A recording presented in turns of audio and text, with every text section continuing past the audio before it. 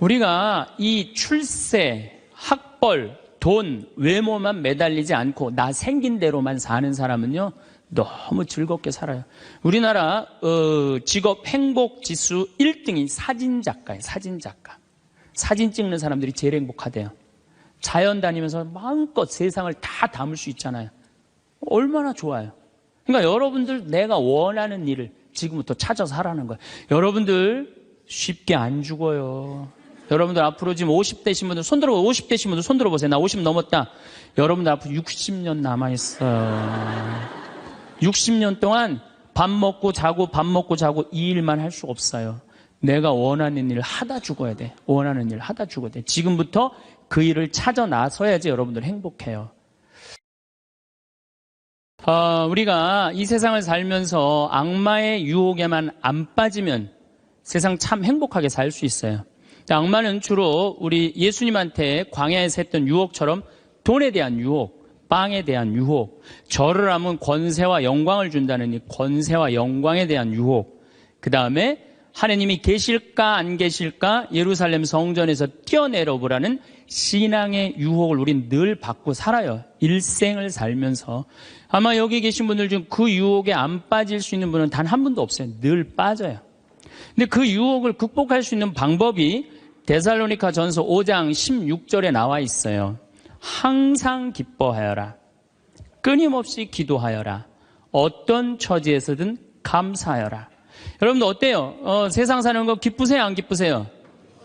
기뻐요? 근데 항상 기뻐요? 그게 문제예요. 성서에는 뭐라고 나왔어요? 항상 기쁘라고 그랬어요. 우리가 80평생을 산다고 보면은 일을 하는데 26년을 쓴대요. 일을 하는데 잠을 자는데 한 23년을 쓴대요. 그걸 밥 먹는데 6년을 쓴대요. 그 다음에 사람 기다리는데 6년을 쓴대요.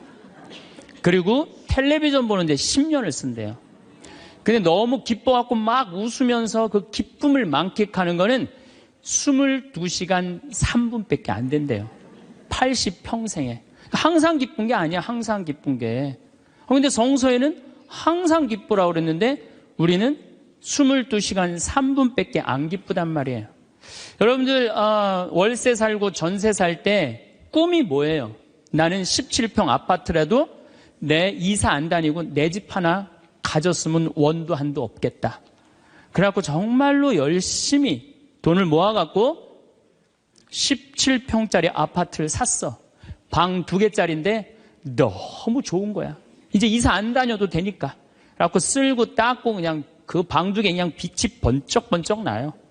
그렇게 행복하게 사는데 갑자기 친구가 차미슬 아파트 32평짜리 아파트 이사간 친구가 나 이 32평 아파트 샀다고 집들이 한다고 오라고 그래갖고 그 집에 딱 갔는데 이런 우리 집 17평이 그 집 베란다에 들어가게 생긴 거야. 그때부터 기뻐요 안 기뻐요? 안 기뻐요. 이때부터 목표가 바뀌어요. 17평에서 뭘로 바뀌어요? 32평으로 바뀌어. 그래갖고 그냥 허리띠를 졸라매. 제일 만만한 게 뭐야? 교무금이야. 7만 원 내던 거 그냥 3만 원으로 딱 줄이고 열심히 그냥 한 10년을 모았어. 10년을 모았는데 모아갖고 경남 아파트 32평 샀어. 32평 사갖고 그냥 너무 행복한 거야. 근데 이 32평에는 안방에 샤워실도 있고 화장실도 있는 거예요. 온 세상을 다 얻은 것 같아. 그냥 너무 행복한데 아니 친구가 천당역 분당에 50평짜리 아파트 샀다고 초대를 하네. 거기 가보니까 우리 집 32평이 어디에 들어가게 생긴 거예요? 그 집 거실에 들어가게 생긴 거예요. 우리가 이 세상을 살면서요 욕심을 부리다 보면은요 항상 기쁘지 않아요. 세상적인 욕심은요 채워도 끝이 없어요. 그래서 바다는 채워도 사람 욕심은 못 채운다는 거예요. 여기 계신 분들 혹시 난 지금 너무 괴로워. 내가 사는 게 힘들어. 뭐 때문에 힘드느냐면 지금 현실이 힘든 게 아니에요. 여러분들 욕심이 너무 많아서 힘든 거예요. 이유는 다른 거 하나 없어요.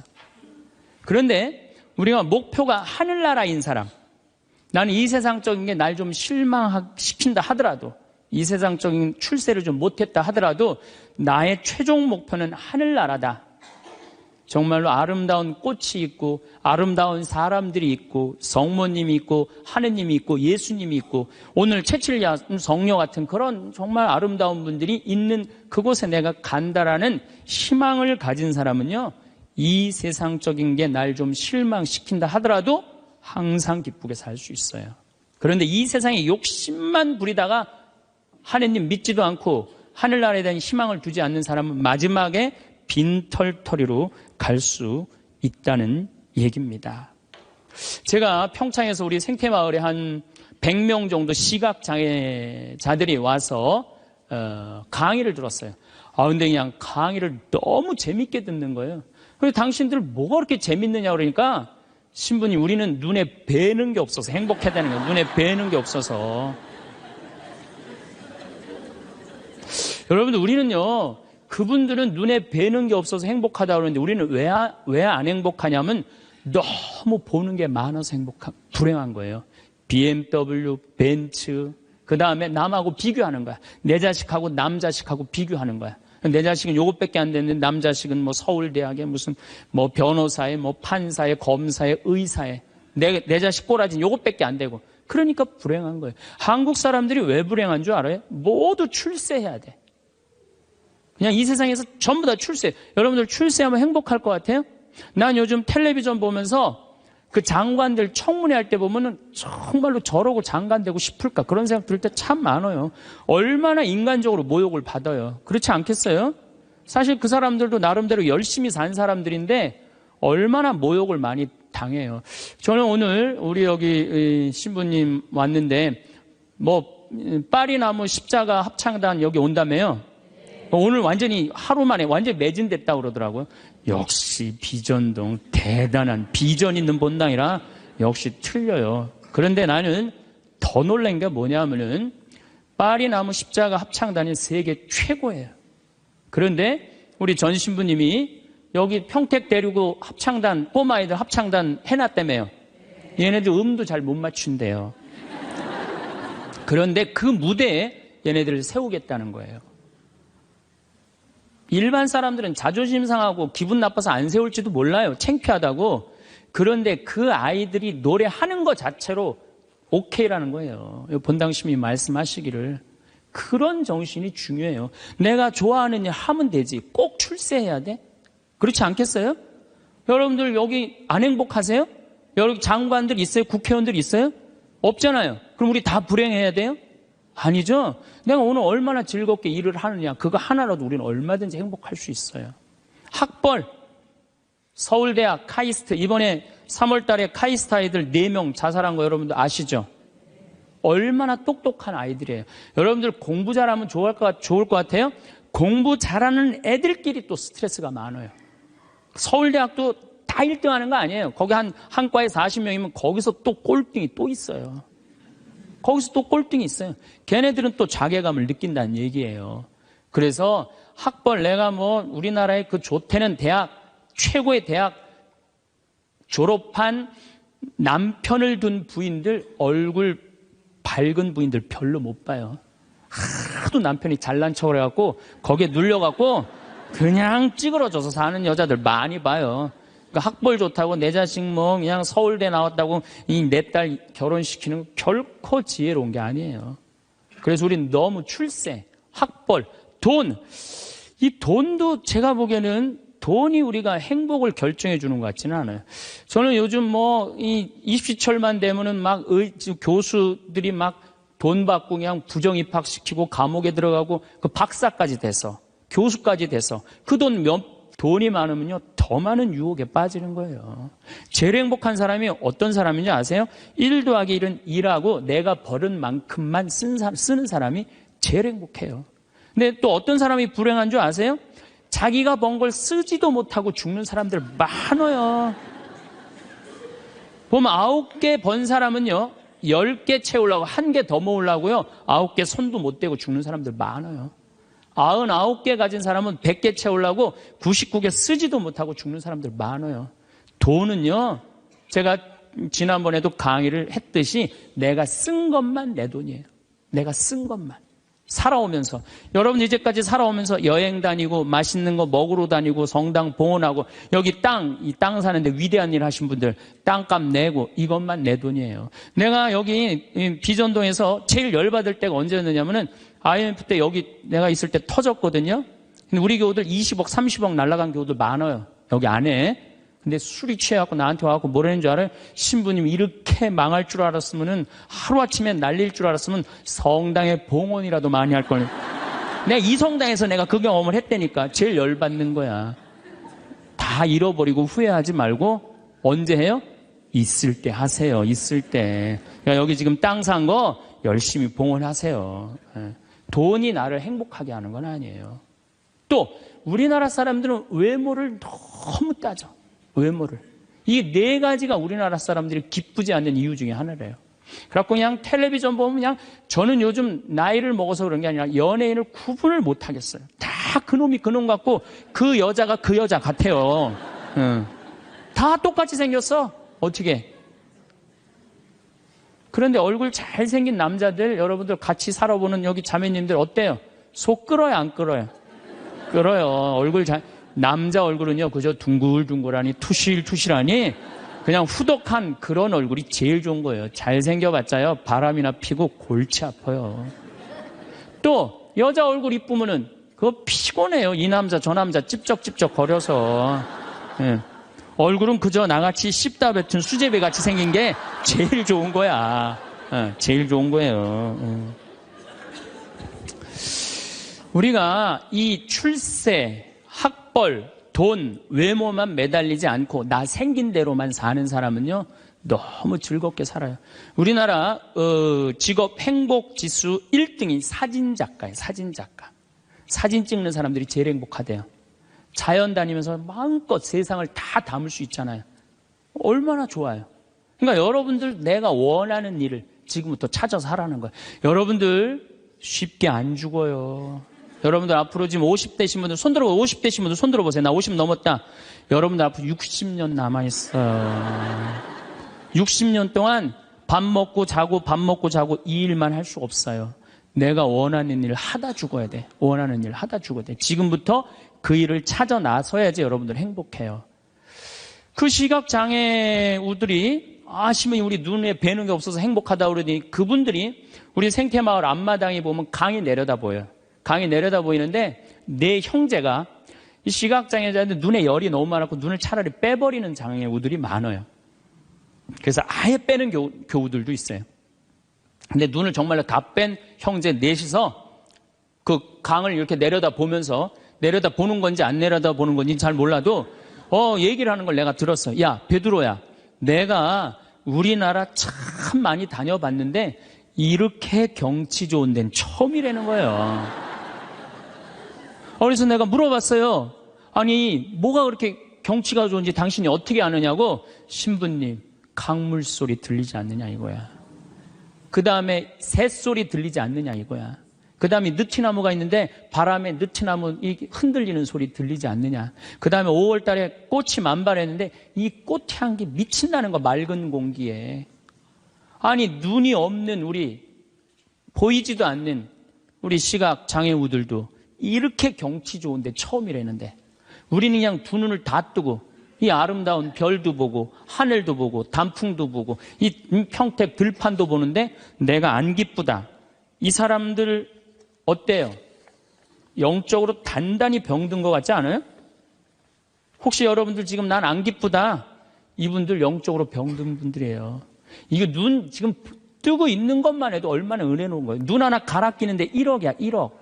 두 개 갈아 끼면 2억이야 2억. 지금 나 쳐다보고 있는 분들 여기 지금 2억 깔고 지금 쳐다보고 있는 거예요. 엄청나게 부자들이 여기 앉아 있는 거 지금. 자 여러분들 심장 하나 갈아 끼는데 5천, 간 갈아 끼는데 7천, 신장 갈아 끼는데 3천이에요. 그럼 요거 합치면 3억 5천이에요. 그런데 오늘 아침에 이 중국의 사형수들 장기 매매를 한다고 그러죠? 참 나 깜짝 놀랐어요. 이 간 하나 매매하는데 1억 5천이래. 신장 7천만 원. 다 따블이야 보니까. 이 공식적으로 인터넷에 나온 자료보다 훨씬 더 비싸요. 그러니까 여러분들 그걸로 따진다면 여러분들 기본적으로 지금 한 6억 지금 갖고 있는 거예요. 팔 하나 갈아끼는데 400, 양팔 800, 양다리 1600 이거 합치면은 아니 이렇게 양다리 양팔 다 갖고 있으면서 내가 기쁘지 않다. 지금 기쁘지 않는 분은 욕심이 꽉 차서 기쁘지 않는 거예요. 돈 욕심, 자식 욕심, 명예 욕심. 이 욕심을 아직 못 채웠다고 지금 기쁘지 않고 맨날 짜증 부리고 신경질 부리는 거예요. 지금 이렇게 건강한 몸으로 지금 집에서 여기 성당까지 걸어오셨다. 여러분들은 무조건 행복해야 되고 기뻐야 돼요. 여기 여기 자해원에 한번 가보세요. 여기 뇌수정에 걸린 아이들 뇌가 얼마나 큰지 몸보다 머리가 더 커요. 얘네들은 평생 일어나질 못해요. 그러니까 점점 머리가 커지다가 20살도 못 넘기고 죽어요. 평생 한번 일어나 보지도 못하는 거예요. 근데 여러분들은 지금 걸어서 2다리를 여기까지 와서 앉아있다. 그럼 무조건 삶의 충만함, 살아있는 거에 대한 희열을 느끼셔야 돼. 난 정말로 건강하게 살아서 내가 움직이고 있구나. 근데 난 지금 얼굴에 그냥 기쁨이 하나도 없어. 이분은 뭔가 영적으로 병이 든 분이에요. 치료가 필요해, 영적으로. 그럼 어떤 사람이 기쁘냐 하면은 긍정적인 사람이 기뻐요. 부정적인 사람은 기쁘지 않아요. 세상을 삐딱하게 보는 분들은 안 기뻐요. 보면은 장사 안 돼도 대통령 탓, 고수도 안 돼도 대통령 탓, 내가 이렇게 지질이 못 사는 것도 부모 탓, 다 남 탓하는 사람은요, 기쁠 수가 없어요. 남 욕하는 사람은 행복하지가 않다는 거예요. 그래서 항상 긍정적으로 말해야 돼. 경제학자 파레토라는 사람이 있는데 이 사람이 개미들 있죠, 개미들. 개미들이 참 부지런한 곤충이잖아요. 그래갖고 개미를 관찰을 해봤어요. 그랬더니 개미들이 100마리가 왔다 갔다 하는데 놀랍게도 먹을 걸 물고 왔다 갔다 하는 거는 20마리밖에 안 된대요.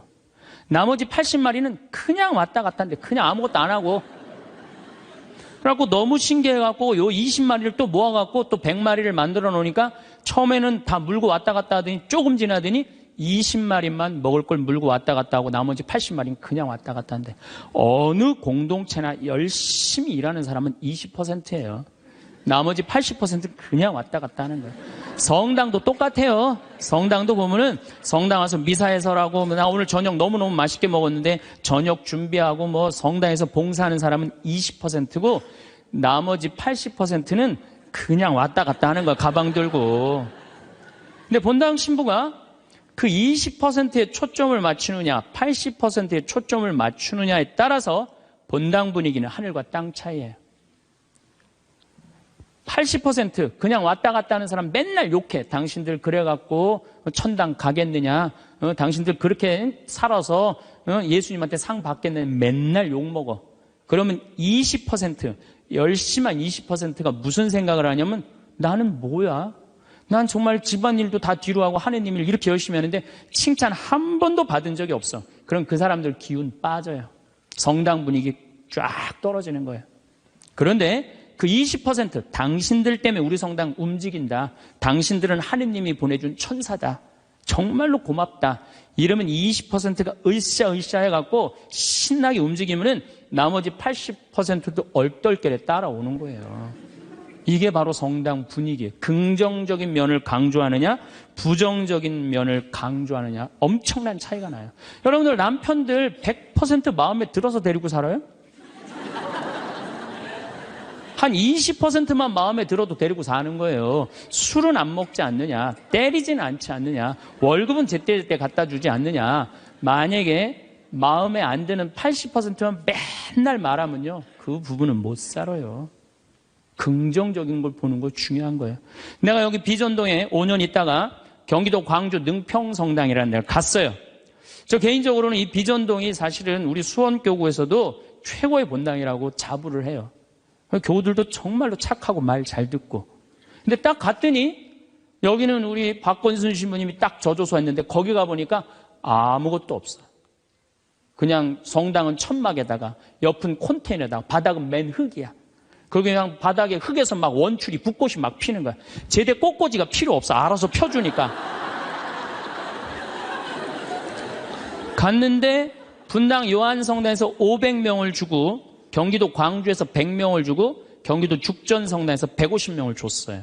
750명이야. 딱 갔는데 안 그래도 성당도 허접한데 아니 그 죽전에 사는 그 교우들이 우리 쪽으로 주교님이 발령을 냈단 말이에요. 이제 능평성당으로 가라고.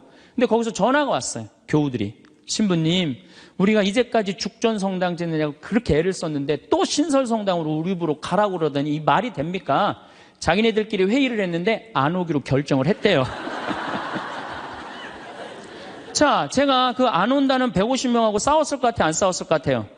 안 싸웠어요. 왜? 그분들 와봤자 더 골치 아파요. 더 골치 아파요. 그래서 오지 말으라고 그랬어요. 근데 나한테 600명이야. 근데 우리 이 능평성당은 이 버스를 타고 이 능평 교우들이 분당으로 나가면은요, 버스 한 번이면 가요. 근데 우리 성당으로 오려면 2번을 갈아타야 돼. 그러니까 교우들이 다 분당으로 나가는 거예요. 미사 참여 이제 딱 150명이 오는 거, 150명이 주일날.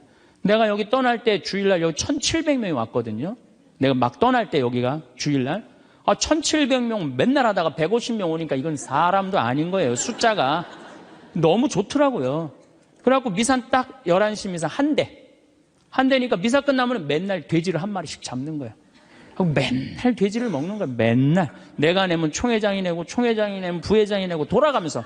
그때는 돼지가 한 마리에 15만 원밖에 안 했거든요. 그래도 내가 가정방문 다니면 막 개 키우는 집에 있으면 뭐 이런 걸 키우냐고 먹자고 그냥 그때.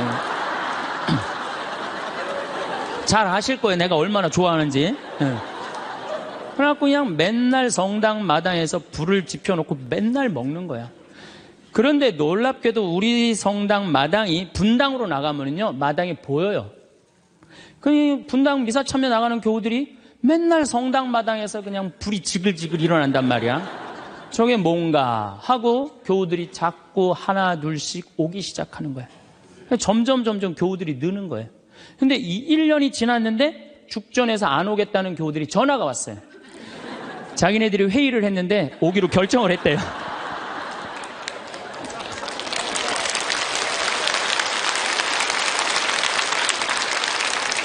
그래서 제가 오지 말라고 그랬겠어요? 오라고 그랬겠어요? 대환영이라고. 그래서 오라고 떠났던 교우들이 다 오는데 교우들이 1000명이 됐어요. 1년에. 근데 또 이제 아파트가 조금씩 들어가고 2년 만에 2000명이 됐어요. 그냥 너무 즐겁더라고요. 또 거기는 교우들이 그 시골 교우들이라 산에 가고 개구리 잡아오고 뭐 하여튼 난 환경운동하는 신부인데 너구리 잡아오고 별걸 다 잡아와. 이거 뭐 신부님 이거 개고기라고 그러고 거짓말하고 막 먹이고 너무 행복했어요. 그 예수 부활 대축일 끝나고 저기 막 사순절 끝나고 예수 부활 대축일 미사 끝나고 난 다음에 숫자가 조금이니까 엠마오를 가도 회장단하고 안 가고 본당 교우들 다 가자. 우리 그땐 또 IMF 망해갖고 노는 사람이 너무 많았어요. 다 가자니까 너무너무 좋아하는 거야. 내가 애들한테 물어봤어요. 초등학교, 중고등학교 애들한테 야, 니네들 지금 학교 가는 게 중요하냐? 예수님 부활해갖고 지금 우리 엠마오 가는데 엠마오 가는 게 중요하냐? 그랬더니 애들이 엠마오 가는 게 중요하다는 거예요. 야외 학습 신청해. 그래갖고 엠마오 100명씩 데리고 평창에 놀러 가고. 너무너무 즐거운 거예요. 점점 즐거운 거. 교우들이 3년째 됐는데 성당을 자꾸 짓재는 거예요. 이제 교우가 2000명으로 늘어나니까. 나는 안 짓는다. 얼마나 아름다우냐. 그냥 땅바닥에서 그냥 원추리 붓고 피고 그러는데. 아니, 짓재는 거예요. 그럼 저 보자. 그래갖고 3년 9월에 시작해갖고 4년 부활절 입당을 했어요. 7개월 만에 성당을 줬어요. 7개월 만에.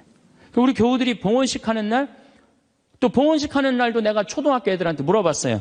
얘들아, 지금 하느님 집이 젖었는데 학교가 중요하냐? 성당 봉헌하는 게 중요하냐? 성당 봉헌하는 게 중요하대요. 그래서 니네들 오후 2시에 봉헌시니까 오전에 학교 갔다가 조퇴 다 하고 와라. 애들이 조퇴하고 100명이 왔어. 100명이. 수요일 날 봉헌식을 했는데. 그냥 교우들이 그래. 우리가 언제 이렇게 성당을 줘서 봉헌을 했느냐고. 나는 3억 목표가 고객 만족이 아니라 고객 기절이에요. 교우들이 기절할 때까지 나는 한다. 그래서 여러분들 여기 어른들 바닷가 갔던 거 생각나요? 700명? 가성이 한 3박 4일 동안 기절하면서 놀았잖아요. 근데 그때도 내가 이루지 못한 일을 여러분들이 올해 우리 전 신부님이랑 저 앞에 땅 사신 거 너무 대단한 거예요. 기쁨은요, 모든 일이 일어나는 거예요. 그러니까 교우들이 기절한 상태에서 너무 행복하니까 자기 주머니에서 돈 나가는지도 모르고 막 내는 거예요. 깨보니까 성당이 젖은 거야. 깨보니까. 기쁨은요, 모든 일이 이루어져요. 분열이 있고 미움이 있고 징후가 있는 데는요, 아무 일도 안 일어나지만은 기쁨이 있는 데는요, 기적이 일어나게 돼 있는 거예요. 그래서 여러분들, 우리가 기쁘게 사는 거는 아주 중요해요. 기쁘게. 그 어떤 사람이 기쁘냐? 긍정적인 사람이 기뻐요. 긍정적인 사람이. 성모님은 긍정적이셨을까요? 착했을까요? 성모님 100번 긍정적이에요. 처녀한테 천사가 나타났어. 마리아, 너 아이를 가질 것이다. 저는 처녀인데요. 아마 착한 여자였다면 이렇게 얘기했을 거예요.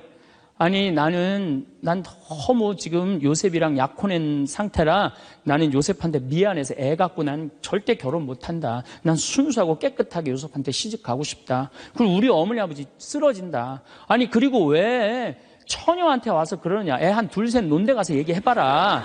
분명히 그랬을 거예요. 근데 성모님은 굉장히 긍정적이셨어요. 당신을 통해서 인류의 구세주가 탄생한다 그러니까 이 몸은 주님의 종입니다. 그대로 저에게 이루어지기를 바랍니다. 한번 해보자는 거예요. 얼마나 적극적이고 긍정적이에요.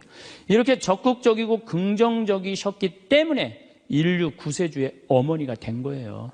그래서 나는 긍정적인 여자가 좋지, 난 착한 여자는 좋아하지 않아요. 나는 착한 여자가 난 싫어요, 사실은. 착한 여자 짜증나요, 짜증나. 우리 생태마을에 50, 60이 다 돼갖고 암이 걸려갖고 오는 분들 많아요. 특히 자매들.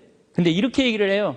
신부님, 나 평생 집안 위해서 고생하고 희생하고 내가 참고 견디고 살았는데 맨 마지막에 이렇게 암이 걸려갖고 내 인생을 돌아보면 남는 게 아무것도 없다고. 정말로 억울하고 분하다고. 그럼 나한테 막 울고, 난 이런 여자들 짜증나요. 누가 그렇게 살래요? 집에서는 엄마가 행복해야 돼. 집에서는 엄마가 행복해야 돼요. 무슨 얘기냐면은, 나 지금 남편이 맨날 바람 펴. 남편이 맨날 빚졌어. 시어머니 모시는 거 너무너무 지겨워. 그래갖고 맨날 머리 하얀 거 탁 띄고 그냥 맨날 누워있어.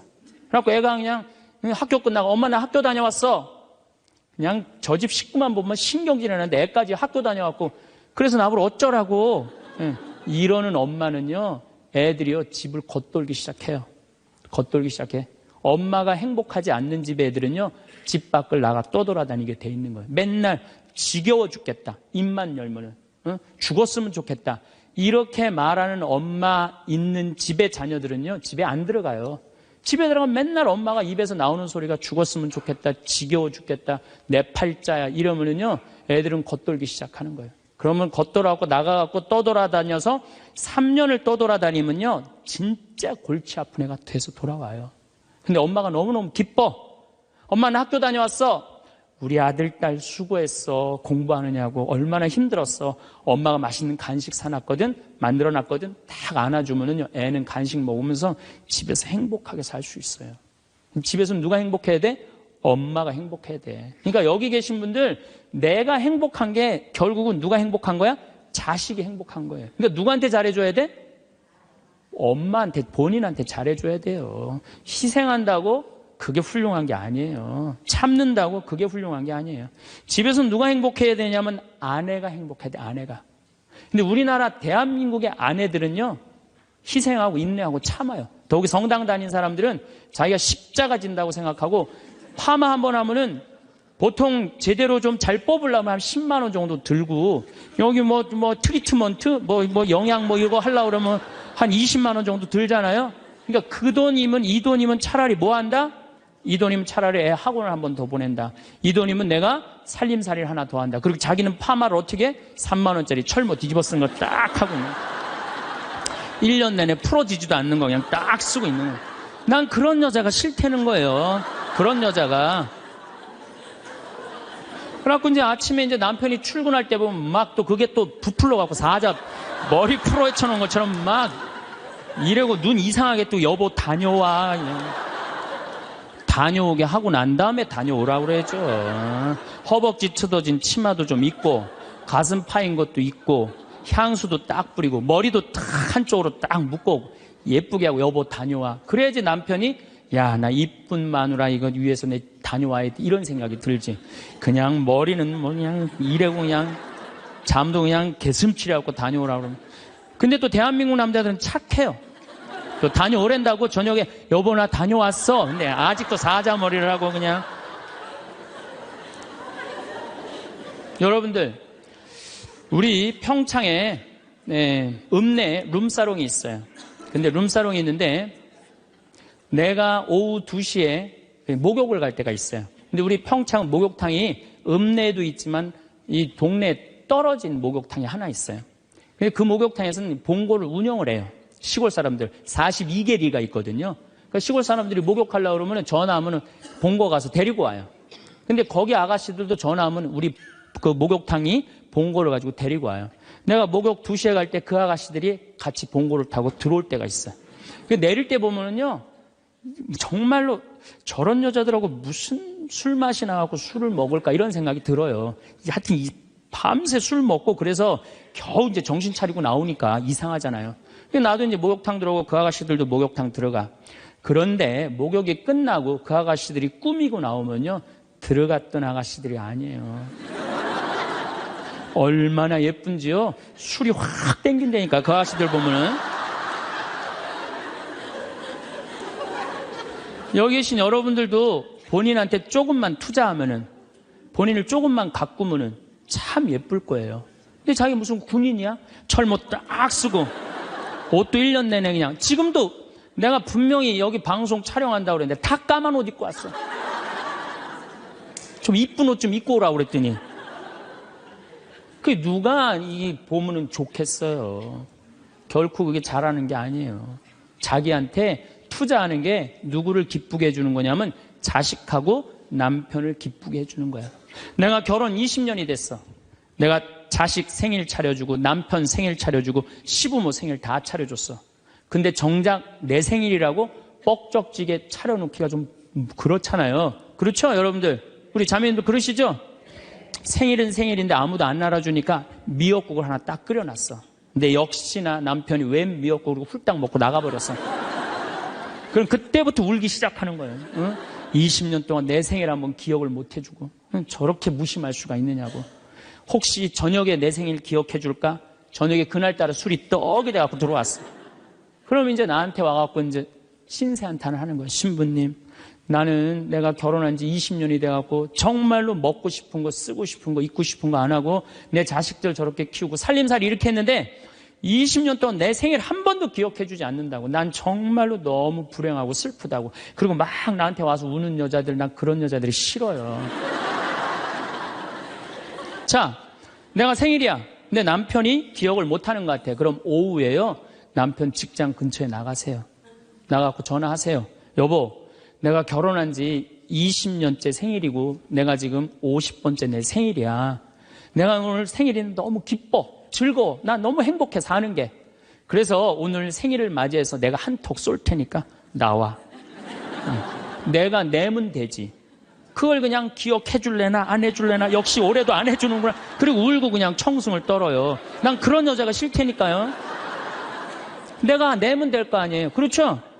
내가 멋있게 내면 될 거 아니에요. 무슨 돈으로 애 휴학시키고, 학교 무슨 학교야. 엄마 생일도 모르는 놈 대학 보내서 뭐해요.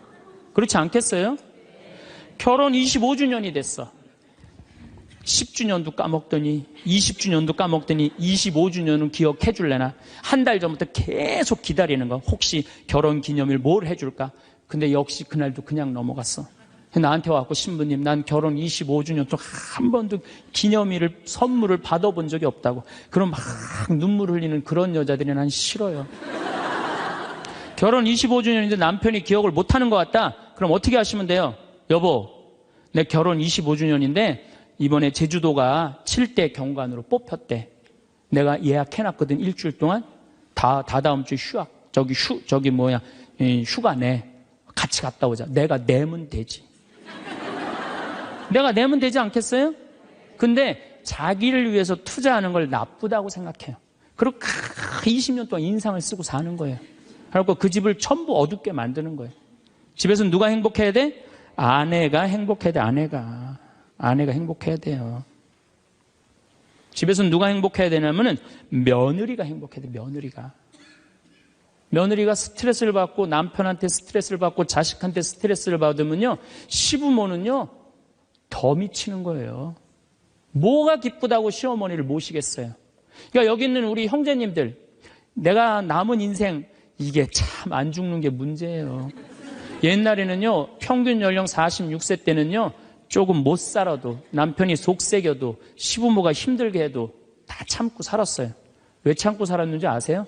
몇 년만 참으면 죽을 거니까. 몇 년만 참으면 죽을 거니까 다 참고 살았어요. 요즘은 참고 살아도 50부터 110살까지 60년을 어떻게 참고 살아요. 뭔가 긍정적인 문제를 해결을 하고 행복하게 살아가야죠. 그러니까 집에서는 누가 행복해야 되냐? 며느리가 행복해야 돼. 그러니까 여기 있는 형제님들은 누구 행복만 책임지면 행복하냐면 마누라, 아내, 집사람만 행복하게 해주면요, 여러분들 일생은, 남은 생은 전부 편안해요. 남은 생은. 그래서 집에서는 이제는 21세기는 누가 행복해야 되냐면 여자가 행복해야 돼. 여자가 행복해야지 모두가 행복한 시대가 오는 시대가 됐다는 얘기예요. 성모님도 뭐라고 그랬어요? 내 영혼이 주님을 찬송하며 나를 구하신 하느님 생각에 내 마음 기뻐 뛰노나이다. 성모님이요 그렇게 불행하게 산 게 아니에요. 굉장히 행복하게 사셨어요. 내 마음 기뻐 뛰논다. 그리고 인류의 구세주를 계속 키우셨는데 얼마나 행복하겠어요. 물론 마지막 날 아들 돌아가신 거 너무너무 마음 아팠지만은 금방 살아났잖아. 3일 만에. 그렇지 않아요? 근데 우린 뭐 통고의 어머니, 뭐 고통의 바다 이러는데, 내가 보기에는 성모님은요 굉장히 행복한 분이에요. 내 마음 기뻐 뛰논다 그랬잖아요. 또 성모님이 엘리사벳을 찾아갔을 때 엘리사벳이 뭐라 그래요? 주님의 어머니가 나를 찾아주시다니 이게 어찌된 일입니까? 내 태중에 있는 이 아기도 기뻐서 뛰놀았다 그래. 세례자 요한도 성모님의 어머니가 오니까 이게 얼마나 생동감 있는 찬양이에요. 성서에는 슬픈 것만 있는 게 아니라는 거예요. 기쁨이 너무 많다는 거예요. 결정적으로 우리가 예수님을 십자가상의 예수님만 생각하는데 그렇지 않다는 거예요.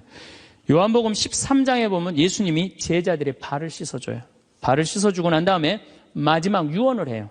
뭐라고 유언을 하냐면은 나는 포도나무요 너희는 가지로다. 너희들이 정말로 내 옆에 붙어 있으면은 많은 열매를 맺을 것이다. 내 곁에 떠나지 말아라. 나하고 하나가 됐으면 좋겠다. 그리고 제자들을 향해서 뭐라 그래요? 아버지, 이 사람들이 하나 되게 해주십시오. 아버지와 내가 하나이듯이 이 사람들도 하나 되게 해주십시오. 그리고 나는 간다. 내가 가야만이 누가 오신다? 성령께서 오신다. 너 성령께서 오시면 너희들은 물어볼 게 아무것도 없다. 그리고 맨 마지막에 이런 말씀을 하세요. 내가 이 말을 너에게 하는 이유는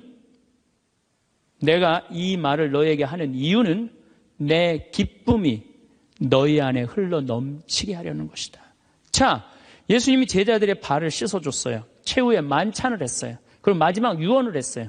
유언 맨 끝에 뭐라고 그랬냐면 내가 이 말을 하는 이유는 내 기쁨이 너희 안에 흘러 넘치려는 것이다. 지금은 고통의 시간이 다가오지만은 나중에 마지막 날에 하늘나라의 문이 열리면 너희들은 물어볼 것도 아무것도 없고 그 하늘나라를 얻었다는 기쁨에 너희들 가슴이 터질 것이다.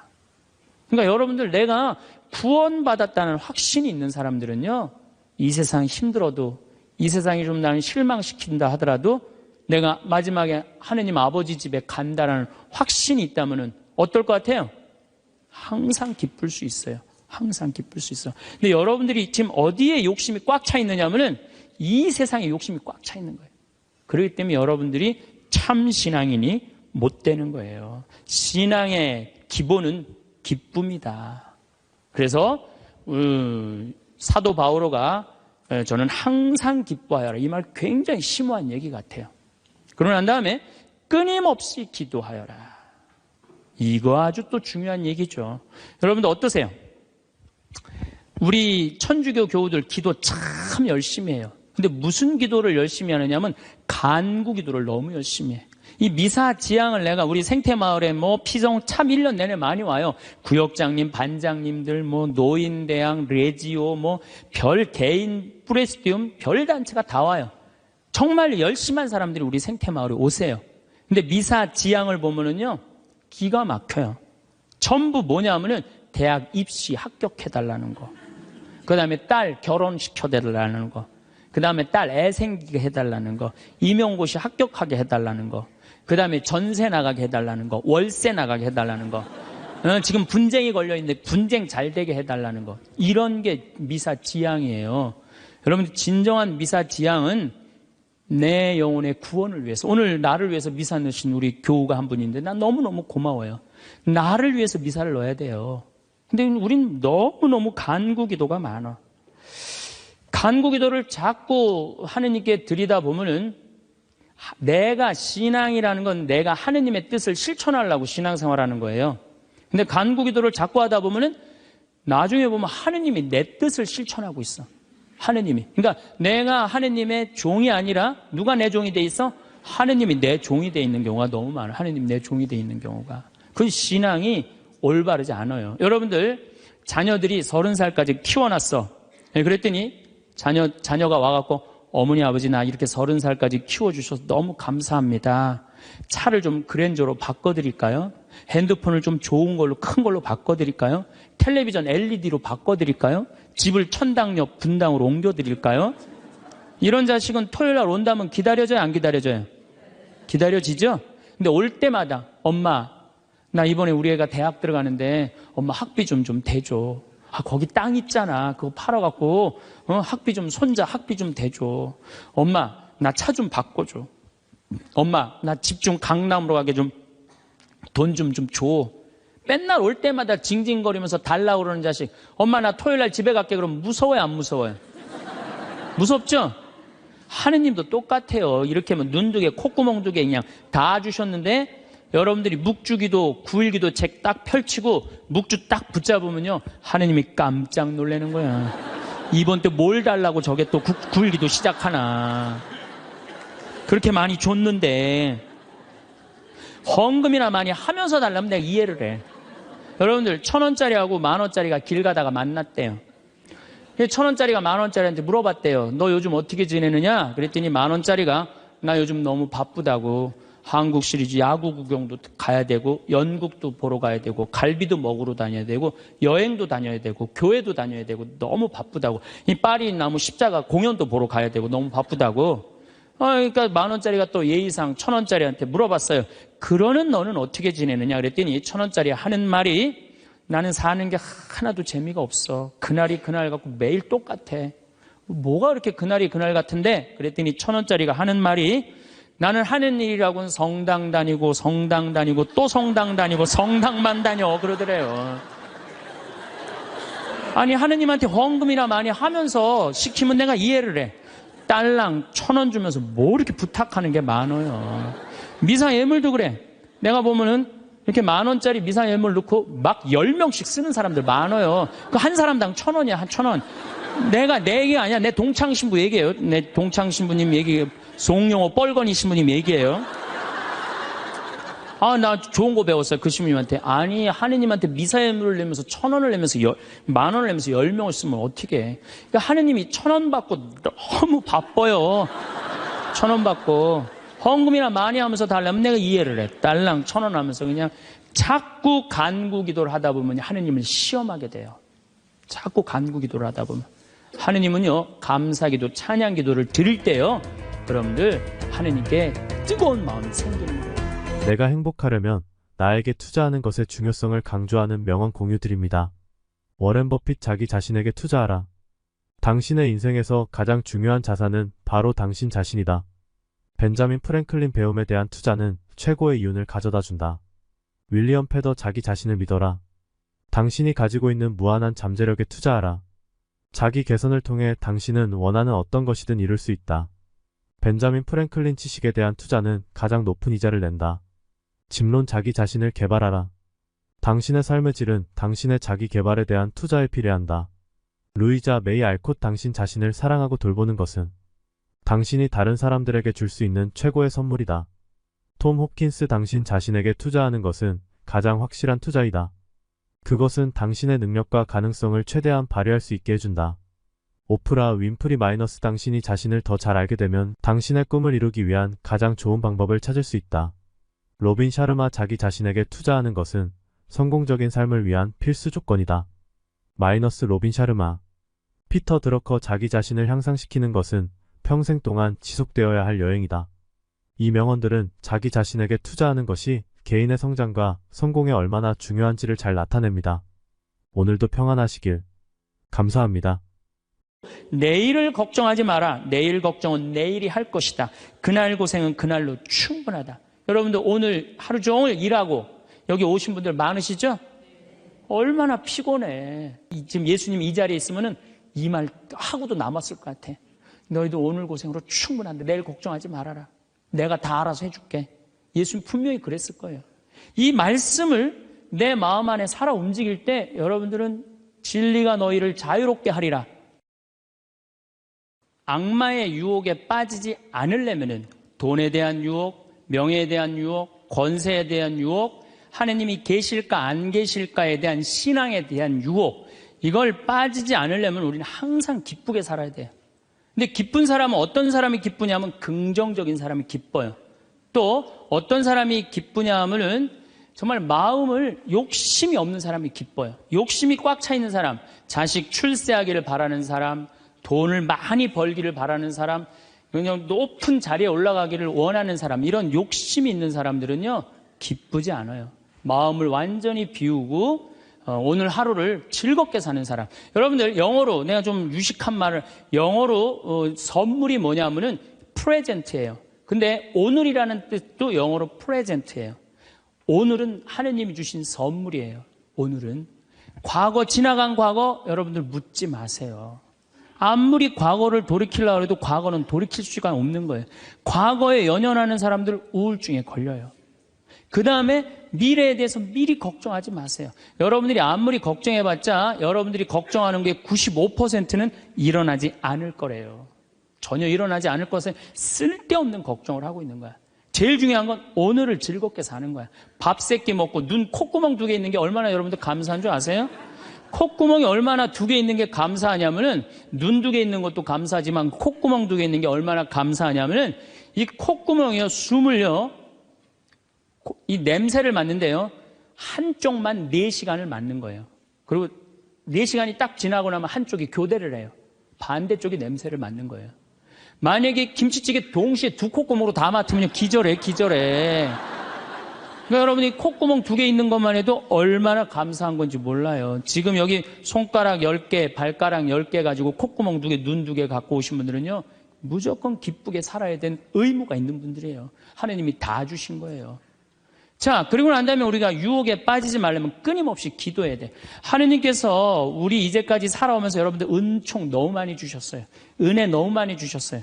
그렇기 때문에 우리는 어떻게 살아야 돼? 그 은혜를 계속 기억하면서 감사기도, 끊임없이 기도해야 돼. 근데 이 기도는 간구 기도를 하면 안 돼요. 감사 기도를 해야 돼요. 제가 꼭 성령 기도에 가면은요, 제일 당황스러운 게 그거예요. 내가 성령 기도에 가면은 할머니들이 신부님 골이 아파요, 무릎이 아파요, 허리가 아파요, 안수기도 해달라는 거예요. 근데 저는 신부 될 때 이 제단에 엎드려서 하느님한테 2가지를 청했어요. 하나는 강론 잘하게 해달라고. 근데 정말 저는 누워서 그렇게 기도했어요. 왜 제가 그 기도를 청했느냐 하면은 저는 초등학교 때부터 발표 때마다 선생님이 제일 먼저 너 일어나서 발표하라고 그랬어요. 그리고 책 읽을 때도 항상 나보러 읽으라고 그랬어. 목소리가 좋으니까. 그러니까 내가 받은 달란트는 뭐야? 말하는 거. 그리고 신부가 말씀 전하는 사람 아니에요. 그래서 강론 잘하게 해달라고 내가 정말로 엎드려서 간구했어요. 근데 뭐 1년에 300회, 내일도 여기 전주 중앙성당에 가서 강의하고 또 전주에 있는 중학교에 가서 그 학부형들하고 선생님들한테 강의해. 내일도 전부 단축 수업한대요. 그 선생님들도 강의 들으게 한다고 일반 학교에 가서 강의하는 거예요. 행복론에 대해서. 그러니까 1년에 한 300회 정도 초청 강연 다니니까 이거 소원 들어주셨어요. 난 너무너무 감사해요. 또 내가 글 잘 쓰게 해달라고. 이제까지 책 3권 썼는데 요즘 쓴 거 사는 맛, 사는 멋. 이거 정말로 많은 분들이 행복하다고 참 전화가 많이 와요. 독자들한테. 아니, 나 이 2가지 다 받았어요. 나는 더 이상 하느님한테 원하는 거 없어요. 하느님은요, 각 각자의 달란트가 다 달라요. 그리고 막 집 잘 짓는 신부님들, 또 우리 그냥 전 신부님, 내가 보기엔 사목 너무너무 잘하세요. 그러니까 그 감히 못하는 15년이 지나서 엄두도 못 냈던 저 땅을 사죠. 그러니까 아무나 사는 게 아니에요. 교우가 일치가 되기 때문에 그게 가능한 거죠. 그 다 달란트가 달라요. 근데 내가 받은 달란트는 강론자라고 글 잘 쓰는 거야. 나는 치유의 은사를 받지 않았어요. 근데 그냥 갈 때마다 그냥 내가 그냥 성령 기도에 갈 때마다 그냥 그것도 70, 80 그냥 아니 70, 80 썼으면요 골 아파요 당연히요. 아 무릎 아프고 허리 아파요 당연히. 아 그걸 그냥 와갖고 하느님이 그냥 신부님이 그냥 허리 아프니까 그냥 안수 좀 해달라고 그러면 그 나요 80년 동안 쓴 거를. 그럼 난 또 착하니까 해주긴 해줘요. 할머니 머리에 손을 얹고 아니 뭐 치유의 은사는 없으니까 머리에 손을 얹고 뭐라고 기도하냐면은 하느님 이 할머니 골이 아프답니다. 그런데 눌러줘요. 그런데 저는 치유의 은사가 없는 게 확실해요. 우리 오홍진 신부님은 정말로 이 안수의 능력이 있으신 것 같아. 이쪽 쓰러진다, 이쪽 100명 막 쓰러지고 막 이쪽 쓰러진다. 2층 젊었을 땐 2층 쓰러진다, 2층 막 쓰러지고 그랬대요 정말로. 근데 나는 그렇게 20년 동안 안수 기도를 했는데 쓰러진 사람이 한 명도 없어요. 아이 정말이에요 정말. 쓰러진 사람 한 명도 없어요. 그리고 내가 안수 기도를 하면 누르면 내가 느껴요. 내 손에서 아무것도 안 나가는 게 느껴요. 누르고 있으면. 뭐가 나와야지 눌러줄 거 아니야. 뭐가 나와야지. 그래서 내가 3년 전부터 안수 기도를 안 하는 거예요. 왜 안 하느냐면은 아무것도 안 나오는데 누르고 있는 나도 한심하고 또 아무것도 안 나오는데 머리 디미는 교우들도 불쌍하고. 그러니까 서로 편안하자 이거예요. 내가 내일 모레 대전 대화동 성당에 강의를 가는데 신부님이 너무 고맙더라고. 아주 목소리가 나 아직 얼굴을 못 뵀는데 신부님이 그러더라고. 저녁에 강의 끝나고 이제 여기는 내가 미사를 하고 강의를 시작했지만 거기는 강의가 끝나고 미사를 봉헌한대요. 그리고 안수기도가 있대요. 근데 신부님이 너무 고맙게 날 아시는 것 같아. 안수는 당신이 하겠다고. 고맙다고 그랬어요. 어쨌든 하여튼 제가 재작년에 2009년에 미국 북동부 성령대회가 있어요. 근데 여러분들 참 미국 교우들이 참 열심히 해요. 특히 성령대회는요, 한국의 성령대회하고 분위기가 틀려요. 정말로 열심히 해요. 갔는데 첫날 800명이 왔는데 교우들이 그냥 내 강의, 화가 나십니까? 라는 주제로 강의를 했는데 너무 재밌게 들었어요. 또 그날따라 강의가 잘 되더라고요. 그랬더니 둘째 날에는 막 사람들이 전화를 막 한 거야. 야, 한국에서 조그만 신부가 왔는데 너무 재밌다. 그래갖고 둘째 날은 1200명이 늘은 거예요. 그런데 성령대 19년 활동한 늘어난 적이 처음이라는 거예요. 그런데 점점 나는 불안한 거예요. 점점 성령대 하이라이트를 향해서 가는 거야. 성령대 하이라이트는 뭐냐면 치유의 안수의 절이야. 점점 불안한 거야 이거. 아니 내 손에서는 아무것도 안 나오는데 이제 아무 능력 없는 거 탈로가 나게 생긴 거야. 그런데 그때 같이 갔던 신부님이 청주교구 박효철 베네딕토 신부님이라고 있으세요. 전국 성령 주치도 신부님이세요. 근데 그분은 내가 뵈니까 치유의 은사가 있어요. 그러니까 나는 말씀의 은사가 있지만 그분은 치유 은사가 분명히 있는 분이야. 그래서 나한테 오지 말고 박신부님한테 가라. 그것도 나하고 본명도 같아. 베네딕토 박신부님한테 가라. 그리고 난 도망갔어요 사실은. 그런데 그 예절을 저 강당 뒤에서 보는데요, 정말 은혜롭더라고요. 나는 죽었다 깨어나도 그렇게 못해요. 근데 그때 200명이 났어요. 정말로 내가 다음에 갔는데도 그때 치유됐다는 사람 너무 많이 만났어요. 그건 하느님의 성령 특별한 은혜가 있었던 거지. 그래갖고 이제 박 신부님 덕분에 내가 잘 마치고 이제 한국에 이제 돌아왔어요. 2010년이 됐는데 미국 북동부 성령대에서 또 전화가 왔어요. 올해 또 와달라는 거예요. 내가 화를 냈어요. 왜 자꾸 날 부르느냐. 그거 부담스럽거든요. 그거 굉장히 큰 대회니까. 아니 내 손에서 아무것도 안 나온다는데 왜 자꾸 부르느냐. 좀 이 손에서 능력 나오는 신부님들 불러라. 그랬더니 그 교우들이 위원들이 하는 말이 신부님 걱정하지 말라고. 신부님은 손에서 안 나오는 대신 입에서 나오니까 걱정하지 말라고.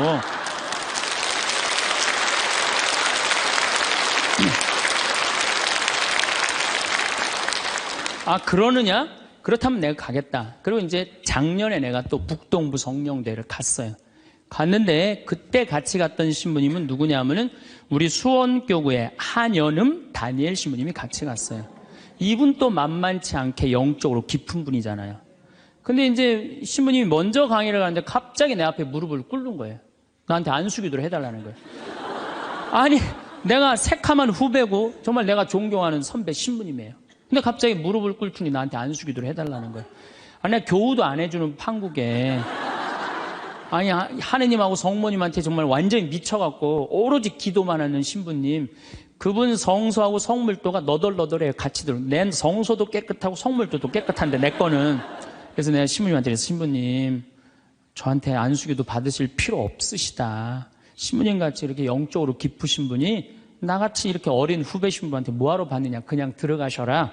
근데 신부님이 하시는 말씀이 나는 황 신부한테 기적을 바라는 게 아니다. 사제의 축복을 받고 싶다. 또 이거 또 어떻게 안 해줄 수가 있어? 그래서 그냥 떨리는 마음으로 신부님 머리에 손을 얹었어요. 근데 내가 깜짝 놀랐어요. 이게 내 손에서 안 나오다 보니까 신부님 머리에서 나오더라고.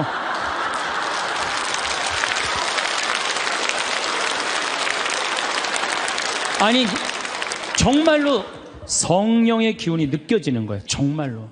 이야, 이러는 수도 있구나. 이게 내가 안 나오면 머리에서 나오는 수도 있구나. 하지만은 우리가 하느님을요, 골 아프면 골 고쳐주고, 머리 아프면 머리 고쳐주고, 무릎 아프면 무릎 고쳐주고, 허리 아프면 허리 고쳐주는 분이 아니에요. 하느님은요, 찬양 받으실 분이에요. 하느님은 영광 받으실 분이에요. 하느님 우리 심부름꾼 아니에요. 그것도 돈이나 많이 주면서 시키면 내가 몰라. 달랑 1,000원 주면서 뭘 그렇게 많이 시켜. 그러니까 자꾸 간구 기도를 하다 보면 어떤 유혹에 빠지느냐 하면은 여기가 아닌가 봐. 천군 보살한테 가는 거예요. 그래서 천주교 교우들이요, 전보로 많이 다니는 거예요. 그래서 일단 찬양기도, 감사기도 하는 교우들은요, 하느님 의심하지 않아요. 그리고 얼마나 은혜로워요. 여러분들 이 공기 공짜로 마시고, 태양 공짜로 햇빛 쬐고, 이 땅 공짜로 밟고 다니고, 얼마나 감사해. 눈 2개, 콧구멍 2개, 손가락 10개, 발가락 10개 있으면 됐지. 주님께서 여러분과 함께 마음을 드높이 우리 주 하느님께 감사합시다. 말로는 맨날 마땅하고 옳은 일이래. 말로는. 감사 기도를 해야 된다는 거예요. 미사 내용 전체가 뭐냐면 감사 기도예요. 감사 기도. 그래서 여러분들 오늘 이후부터는 끊임없이 기도해야 되는데 어떤 기도를 해? 감사 기도를 해라는 감사 기도. 그리고 진정한 기도는요.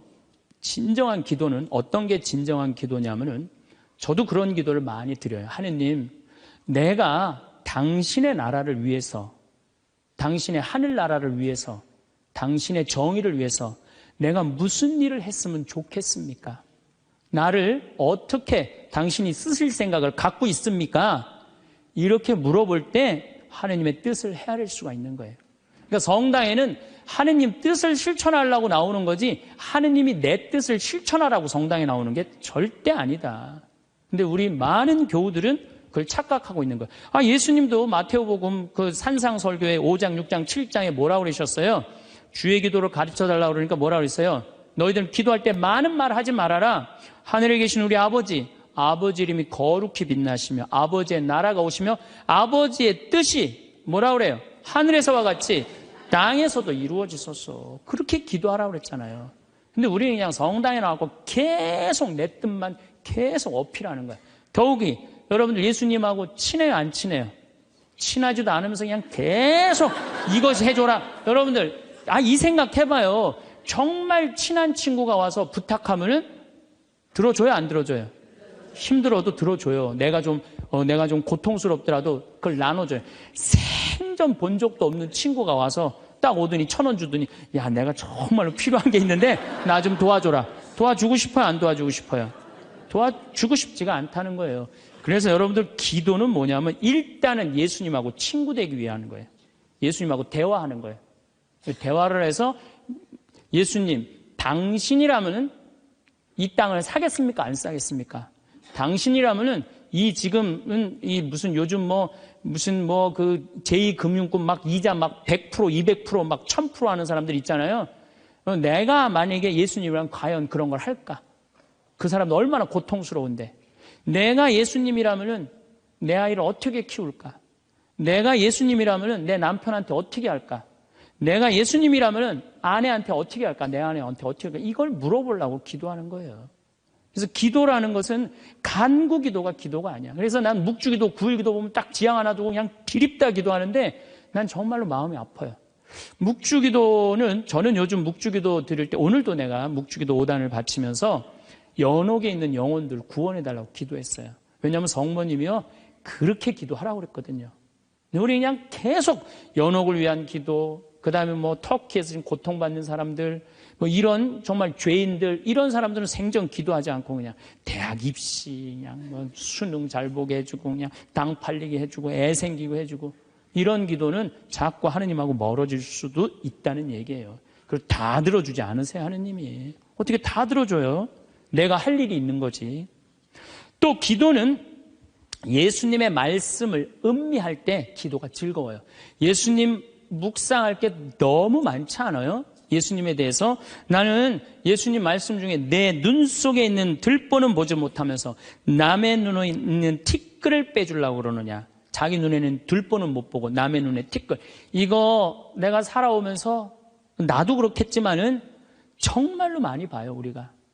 그래서 나의 잘못, 나의 험, 나의 약점, 이거를 항상 볼 수 있도록 노력해야 되는데 우린 그런 걸 안 해요. 예수님 말씀 틀린 말 하나도 없어요. 사람이 안식을 위해서 있는 것이 아니라 안식일이 사람을 위해서 있는 것이다. 이것도 얼마나 멋있어요. 뭔가 예수님이 과연 어떤 의미에서 이런 말씀을 했는가. 참 묵상할 거리가 너무 많죠. 또 너희들 무엇을 먹을까, 무엇을 입을까, 무엇을 마실까 걱정하지 말아라. 하늘에 나는 새도 다 먹여줄 거다.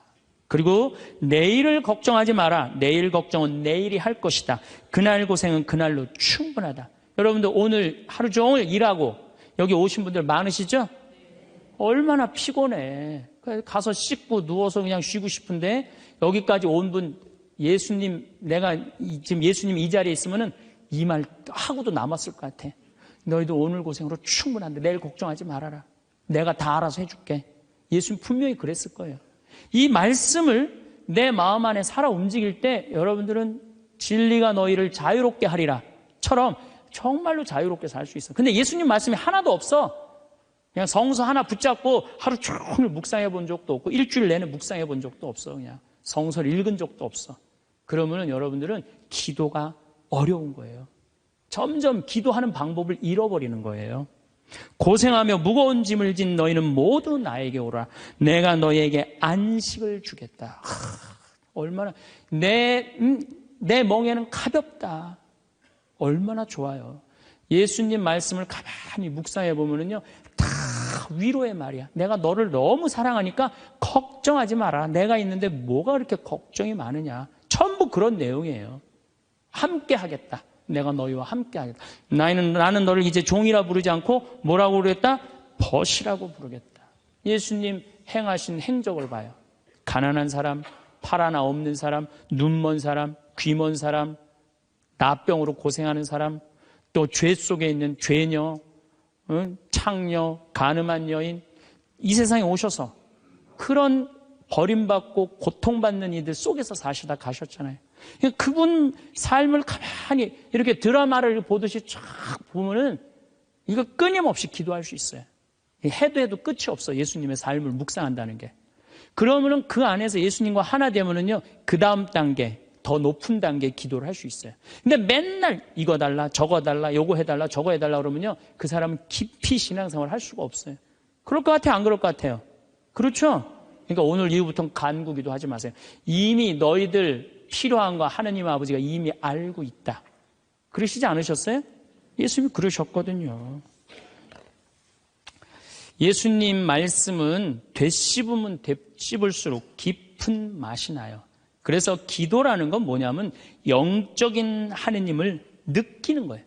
영적인 하느님을 느끼는 거. 자, 우리가 기도가 구송 기도가 있다고 그러죠? 그 다음에 무슨 기도가 있어? 묵상 기도가 있죠? 그 다음에 무슨 기도가 있냐면 관상 기도가 있어. 관상 기도. 그 다음에 이제 어려운 단계로 넘어가면 일치의 기도가 있어요.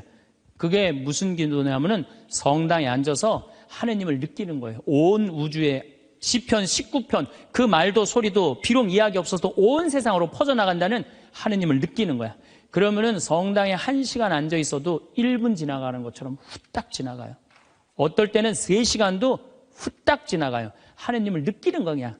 이 말씀이 이제 넘어서서는 온 우주에 꽉 차 있는 하느님을 느끼는, 살아있는 현존하시는 하느님을 느끼는 거야.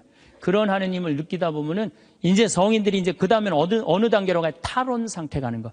온전히 하느님을 느끼는, 희열을 느끼는 거죠.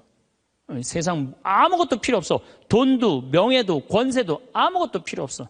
근데 하느님만 내 안에 살아있다면 모든 게 행복한 거야. 그래서 끊임없이 기도하면은 악마의 유혹에 넘어가지 않는다는 거예요. 그래서 여러분들은 이제 제가 제일 걱정인 게 50살 되신 분들 60년 남았어요. 아니 어제 발표 나왔잖아요. 2040년에 평균 연령이 몇 세라고? 90살이에요. 그럼 여러분들 지금 50살 되신 분들 2040년이면 몇 살이냐면은 80살이에요. 80살이면 그때 가면은 또 늘어날 것 같아요? 안 늘어날 것 같아요? 또 늘어나요. 그래서 110살이에요. 그러면은 남은 60년 동안 내가 영적인 인간으로 살 거냐, 육적인 인간으로 살 거냐, 늙어서 어떻게 할 거야? 힘도 없는데 기도라도 열심히 해야지. 그래서 제일 좋은 기도는 뭐냐면은 제가 여러분들한테 청하는 건 뭐냐면은 기도 공동체 단위라는 거예요. 제가 프랑스 떼제 공동체에 가서 일주일 동안 기도를 했는데요. 3,000명씩 와요. 일주일에. 월요일부터 주일날 점심 때까지 모여서 아침 기도, 낮 기도, 저녁 기도, 그 다음에 미사. 똑같아 일주일 내내. 그런데 성당에 다니든 안 다니든 3,000명. 많이 올 땐 여름엔 3만 명이 와요. 근데 우리나라는 아직 그런 데가 없어. 일주일 내내 모여서 기도하는 데가 없어. 그래서 내가 이제 평창을, 그래서 토요일 날 저녁에는 또 우리 부관장 신부님이 너무 노래를 예쁘게 잘해. 그래서 이제 떼제 기도를 시작을 했어요. 그래서 이제 기도하는 그런 공동체를 만들어서 여러분들도 삶에 지쳤을 때 와서 일주일 동안, 60살쯤 돼갖고 일주일 정도 와서 기도하고 가면 얼마나 좋겠어요. 그렇죠? 그러니까 그런 공동체를 많이 믿는 사람들이라면 찾아다니라는 거예요. 영적인 세상을 위해서 시간을 투자하고 마음을 투자하라는 거죠. 그래서 신부님 끊임없이 기도하는데 제일 좋은 게 뭡니까? 미사 참여예요. 첫 번째 좋은 건 미사 참여. 미사 참여 1년 내내 평일 미사 다니시는 분들은요, 말할 수 없는 마음 안에 기쁨이 있어요. 1년 내내 미사 안 빠지시는 분들 제가 말씀드리는 거 무슨 말인지 아시죠? 그 시간이 얼마나 좋아. 조용하고. 이 성당 안이 얼마나 세상하고 완전히 단절된 거 아니야. 그 시간만은. 그리고 예수님하고 하나 되는 시간이잖아요.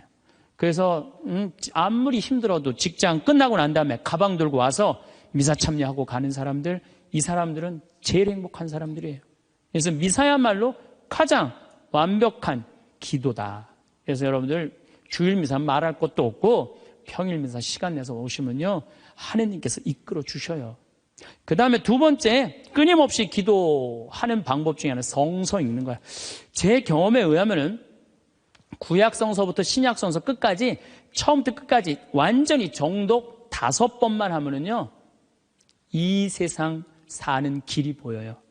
하느님의 섭리가, 역사하심이 보여요. 그리고 어떻게 살아야 되는지 정말 마음에 진리가 흘러 넘쳐요. 그래서 성서를 읽어라. 성서를 정독을 해라. 성서 안에는 보물이 꽉 차 있어요. 그래서 성서를 적어도 5번 정도 정독을 해라. 5번. 자, 그 다음에 5번 정독을 했으면 그 다음에 할 일이 있어요. 기도 중에 정말 좋은 기도는 성지순례. 성지순례. 제가 지금 성지순례를 2년에 한 번씩 매년 정기적으로 가요. 그런데 예루살렘에 가보니까요, 예수님의 발자국이 느껴져요. 예루살렘에 가보니까. 그리고 갈릴레아 가보니까 물고기가 밤에 얼마나 튀는지, 예수님 밤새 제자들이 물고기 잡는 거 보면서 참, 물고기 저쪽에서 튀는데 이쪽에서 막 한 것 같아 보니까 그냥 예수님이 그 2000년 전에 행하셨던 말씀, 그게 다 살아 움직이는 거예요. 이집트에 가갖고 출애굽 경로를 밟아서 시나이산 꼭대기, 모세가 십계 받으러 갔는데 올라가 보고 예루살렘에 내가 들어갈 때 이스라엘 백성이 얼마나 기뻤을까 느껴져요. 사도 바오로가 예수님 다마스커스에서 회개하고 난 다음에 이 그리스, 터키 이거 전부 교회 세우러 7개, 필라델피아 교회, 이런 교회들 전부 다 세우러 가는데 지난 2월 달에 갔다 왔거든요. 그냥 예수님이 그냥 막연하게 멀리 느껴지는 게 아니라 예수님이 살아 움직이는 거예요. 그래서 여러분들 성지순례 참 중요한 거. 물론 우리나라 안에도 좋은 성지들이 너무 많아요. 우리 성인들이 얼마나 예수님을 사랑했는지. 그러니까 시간 되면은 돈 모아서 제일 남는 거, 가장 적은 돈으로 가장 최고의 효과를 낼 수 있는 건 성지순례. 그래서 예루살렘 한 번은 갔다 오라는 거예요. 한번 손 들어보세요. 내가 절대 욕 안 할 테니까 한번 손 들어보세요. 손 들어. 한 번도 안 갔다 왔다. 손 들어보세요. 자, 이 사람들 이거 회개해야 되는 사람들이에요. 자, 여러분들 이 세상에 한 번 오셨어. 내가 하느님을 믿어. 하느님을 믿는데 예수님이 활동하고 가시는데 한 번 좀 가보고 싶지 않아요? 그럼 지금부터 개 모으세요. 개 모으셔갖고 나는 우리 여의도 순복음교회가 한 번 거기 성주순례를 갔는데 몇 명이 한 3,000명이 갔다. 3,000명. 3,000명이. 여러분들도 우리 능평성당 내가 있을 때 어른들 700명 갔잖아요. 한번 한 2년 개 모아갖고 우리 전 신부님이랑 한번 1,000명 한번 쫙 한번 가봐요. 그럼 아마 일생 일대 너무 은혜를 많이 받을 거예요. 그 은혜는 마치 이스라엘 백성이 에집트를 200만 명이 200명 그건 뻥이겠지만은 어쨌든 하여튼 가듯이 그런 뜨거움을 아마 느끼실 거예요. 저는 그래서 우리가 끊임없이 기도하는데 정말 좋은 거는 성지순례다. 돈 모아서 성지순례 가라. 다시 한번 말씀드리지만 재물은 쓴 것만 재물이에요. 쓴 것만 내 재물이에요. 제가 지난번에 산호세 강의를 갔는데 나를 비행장에 데려다 준 자매가 하나 있어요. 친구가 5억을 떼어먹고 갔대요. 재산이 싹 날아갔대요. 근데 유일하게 자기가 아깝지 않았던 거, 성지순례 간 것만 아깝지 않더래요. 그거 갔다 오기를 얼마나 잘했는지 성지순례 때마다 갔다 온 게 그것만 자기 마음 안에 살아 움직이더래요. 여러분들도 나중에 이 돈 저 돈 떼어먹고 땅 치고 통곡하지 말고 미리 지금 돈 모아서 성지순례 갔다 오십시오. 그리고 묵주기도 우리가 가장 쉽게 할 수 있는 기도예요. 누워서도 할 수 있고 반신욕하면서도 할 수 있고 걸어가면서도 할 수 있고 묵주기도도 성모님 말씀대로 죄인들의 회개를 위해서 연옥 영혼들의 고통 덜어주기 위해서 그 기도가 저는 묵주기도 중에 가장 아름다운 기도라고 생각을 해요. 그래서 우리의 기도를 불쌍한 영혼들이 많이 기다리고 있으니까 그런 지향을 두고 그냥 수능 잘 보게 해주고 애 생기게 해주고 월세 나가게 해주고 땅 팔리게 해주고 그런 기도하지 마시고 이렇게 끊임없이 기도하는 사람은요 악마의 유혹에 빠질 시간이 있겠어요 없겠어요? 당연히 없어요. 당연히. 자, 그 다음에 어떤 처지에서든 감사하여라. 감사하는 사람 또 유혹에 안 빠져요. 여러분들 북한에서 안 태어나고 남한에서 태어난 거 감사해요 안 감사해요? 북한은요 정말로 굶어 죽어요. 굶어 죽어요. 평양 근교만 빼놓고 나머지는 다 굶어 죽는다고 보시면 돼요. 이제 겨울이 시작되면은요 이 사람들 뗄감이 없어요. 석유 석탄이 없기 때문에 자꾸 산에 나무 잘라다가 또 해요. 그리고 어떤 집은 작년에는요 그 뗄감조차도 없어서 밥도 못 해갖고 그대로 얼어 죽은 사람들도 많다는 거예요. 근데 우리는 얼마나 잘 먹고 잘 살아요. 감사해요 안 감사해요? 감사해요. 여러분들 후쿠시마에서 안 태어나고 대한민국에서 태어난 거 감사해 안 감사해? 이거 여러분들 깊이 묵상해야 돼요. 왜냐하면 일본은 1년에 지진이 5,000번 일어나요. 5,000번. 하루에 15번 일어나요. 더 놀라운 거는 이번 12월 1월 달에 지진이 또 일어난다는 게 지금 감지가 된다는 거예요. 일어날지 안 일어날지 모르겠지만은 일본 사람들은요 너무 불안한 거예요. 근데 우리나라는 지진이 1년에 몇 번 일어나는 줄 아세요? 15번 정도 일어나요. 근데 이 중에 지진의 강도가 2.7에서 3.2예요. 보통 일어나는지 안 일어나는지도 모를 정도예요. 근데 일본은 막 일어나면 4.0만 넘어가면요. 정말 천둥 소리 얼마나 불안한지 몰라요. 나는 그걸 경험을 했어요. 지진이라는 게 무시무시해요. 근데 우리는 아무런 그런 게 없이 살잖아요. 근데 우리는 얼마나 행복한 나라에서 살아. 그런데 왜 자살률이 세계 1위냔 말이야. 국민들이 욕심이 많아서 욕심이. 이유는 딱 한 가지예요. 욕심이 너무 많아요. 대한민국 사람들 이 정도면 잘 사는데 왜 이렇게 욕심이 많은지 모르겠어요. 여러분들 그 한국처럼 잘 먹고 잘 사는 나라가 없어요. 여러분들 이탈리아라는 나라 잘 살아 못 살아요? 잘 살죠?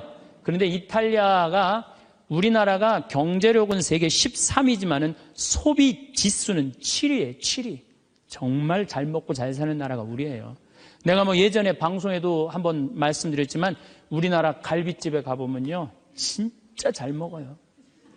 갈비 막 먹으러 가면은요. 막 이렇게 한 상 반찬 나와요.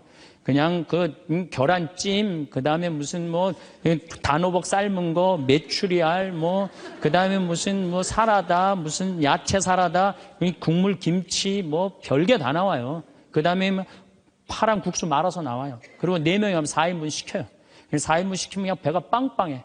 한국 사람들은 배 빵빵하면 안 돼. 갈비집에 가고 배 터질 때까지 먹어야 되냐. 2인분 더 시켜요. 더 시켜서 먹고 난 다음에 그래도 우린 분이 안 풀려. 그냥 아줌마가 하나 쓱 나와서 이렇게 물어봐요. 냉면을 먹을래? 된장찌개를 먹을래? 그냥 그거 먹고 커피 공짜로 먹는 나라가 어디 있어요? 잘 먹어요. 횟집도 마찬가지예요. 횟집도 일본에 갖고 내가 회 정식 시켰는데 회가 딱 2점 나왔어요. 이게 맛백인가 보다 그러고 홀딱 먹었어요. 아무리 기다려도 회가 안 나와요. 왜 안 나오냐니까 그게 다라는 거예요. 우리나라는 횟집에 가면 뭐부터 나와요? 씻기다시 나오죠? 개불, 멍게, 해삼, 전복, 낙지, 꽁치 소금에 구운 거, 미역국, 조개탕, 별게 다 나와요. 그리고 그냥 또 회가 나오면 그냥 한 50점 나와요. 배는 꽉 찼는데 50점이 또 나와. 어떻게? 먹는 방법이 있어요. 상추에다가 회를 올려요. 그 다음에 마늘하고 고추하고 된장을 찍어갖고 상추를 동그랗게 말아요. 그 다음에 목구멍으로 밀어 넣는 거예요. 보면 계속 목구멍까지 찼어. 그래도 분이 안 풀려. 어떻게 하느냐면은 매운탕 또 시켜 밥 한 그릇도 해갖고. 그런데도 왜 자살률이 세계 1위냔 말이에요. 왜 15,400명이 죽냔 말이에요. 1년에 하루에 42명씩 자살을 하냔 말이에요. 왜? 1시간에 2명씩 지금 뛰어내려서 죽고 있어요. 우리나라에. 욕심이 너무 많아서 그래요. 이 정도면 잘 살지 않아요? 이 정도면 잘 살지 않아요? 여러분들 우리 여기 할머니들 1959년에 우리나라가 UN 120개 국가 중에 GNP가 몇 위였느냐면 119위였어요. 1959년에. 꼴등이야, 꼴등. 그때는 정말로 똥구멍이 찢어지게 가난하게 살았어요. 똥구멍이. 다시 한번 똥구멍 찢어지는 거 얘기해 드릴게요. 9월에 추수하면 2월에 먹을 게 떨어져요. 보리는 5월에 피는데. 그러면 그냥 무슨 칡해서 먹고 쑥해서 먹고 그것도 안 되면 4월 달에 소나무 속껍질 벗겨요. 햇빛에 말려갖고 갈아갖고 쌀은 요만큼 소나무 껍질은 이만큼. 그러니까 밥을 져서 먹으면 등짝에 붙었던 배가 쑥 나와요. 얼마나 좋아. 근데 문제는 이 섬유질은 소화가 안 돼요. 수분만 빠지고 다시 딱딱하게 대장에 가서 돌덩어리가 되는 거야. 똥을 넣으면 부드러운 똥이 나오는 게 아니야. 이 돌덩어리가 나오는 거야. 근데 이 돌덩어리를 빼내니 집집마다 뒷간에서 똥구멍 찢어지는 소리가 아니야. 이 집 저 집에서 막 나는. 그게 1959년에 있었던 일이에요. 1959. 그런데 불과 60년 만에 이렇게 잘 살 수가 없어요. 이렇게 잘 살 수가 없어요. 여러분들 저는 요즘 그리스 보면서요. 정말로 내가 대한민국 사람이라는 게 얼마나 자랑스러운지 몰라요. 그리스라는 나라는 지금 BC 526조예요. BC 526조. 그런데 이거 그리스라는 나라 우리나라보다 훨씬 못 살아요.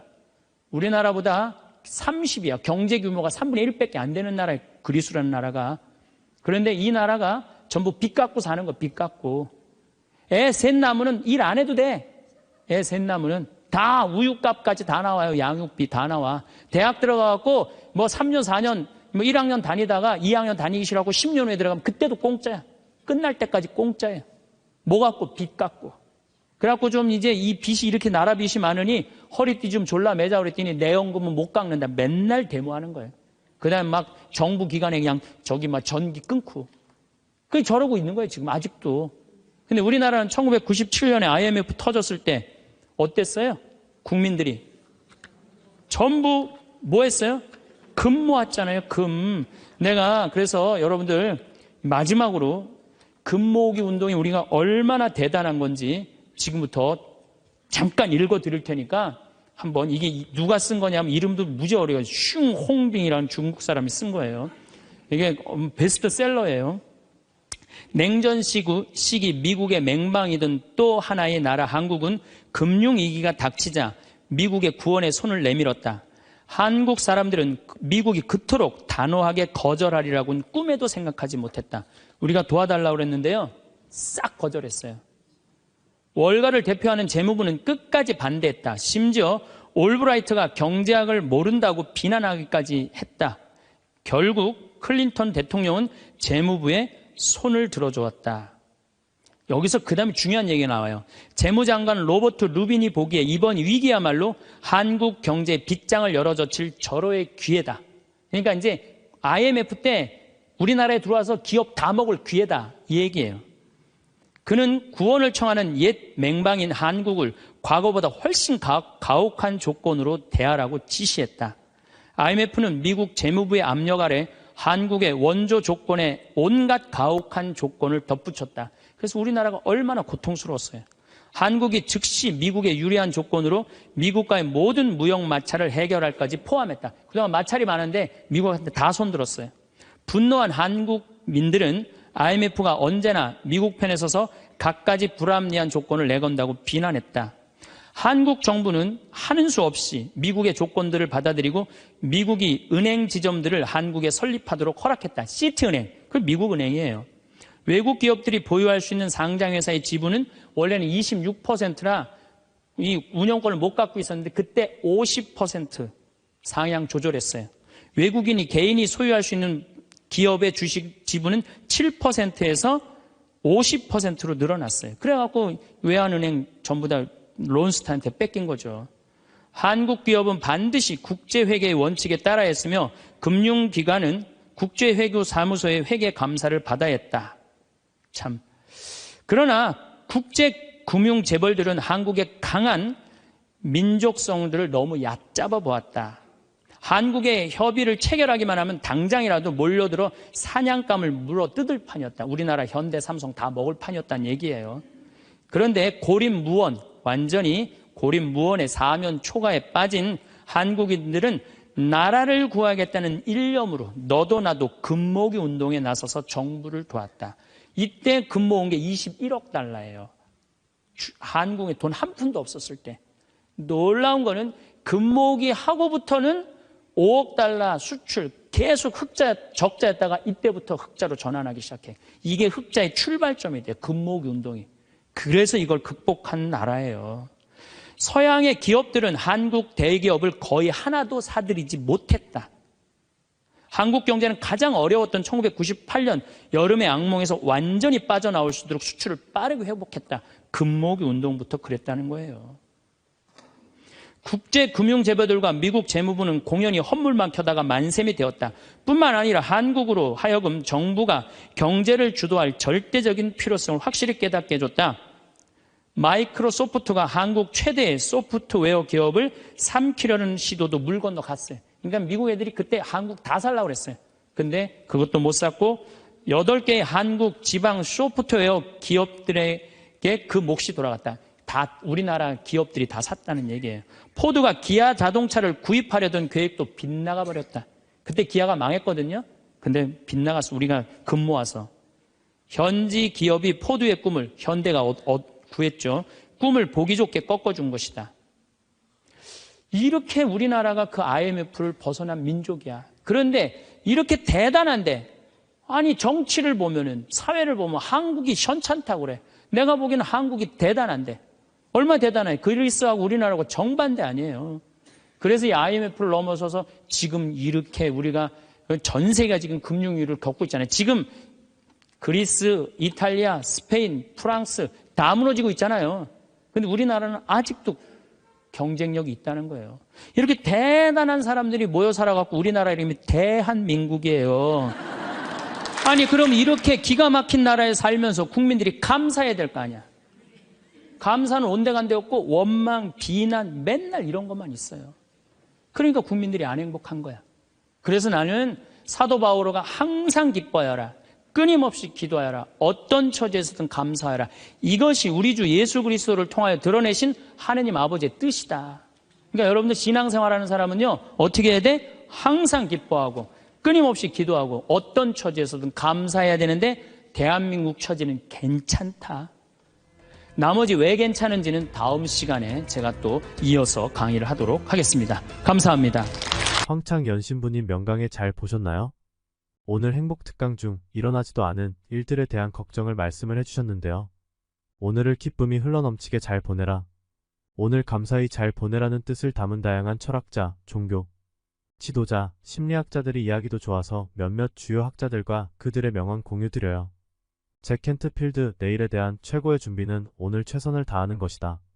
아지드 칼리드 내일 걱정을 오늘의 행복을 망치는 도구로 사용하지 마라. 윌리엄 오슬러 내일의 걱정을 오늘의 일에 끌어들이지 마라. 오늘 해야 할 일을 할 뿐이다.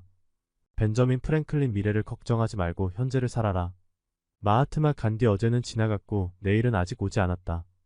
우리는 오늘을 살고 있다. 존 우든 내일은 두려워할 필요가 없다. 어제는 이미 없고 오늘은 우리가 가진 전부이다. 코리텐 붐 내일에 대한 걱정은 오늘의 힘을 빼앗아 간다. 마하트마 간디 미래는 우리가 지금 무엇을 하는가에 달려있다. 조지 맥도날드 내일의 문제를 내일 해결하라. 오늘은 오늘의 일에 충실하라.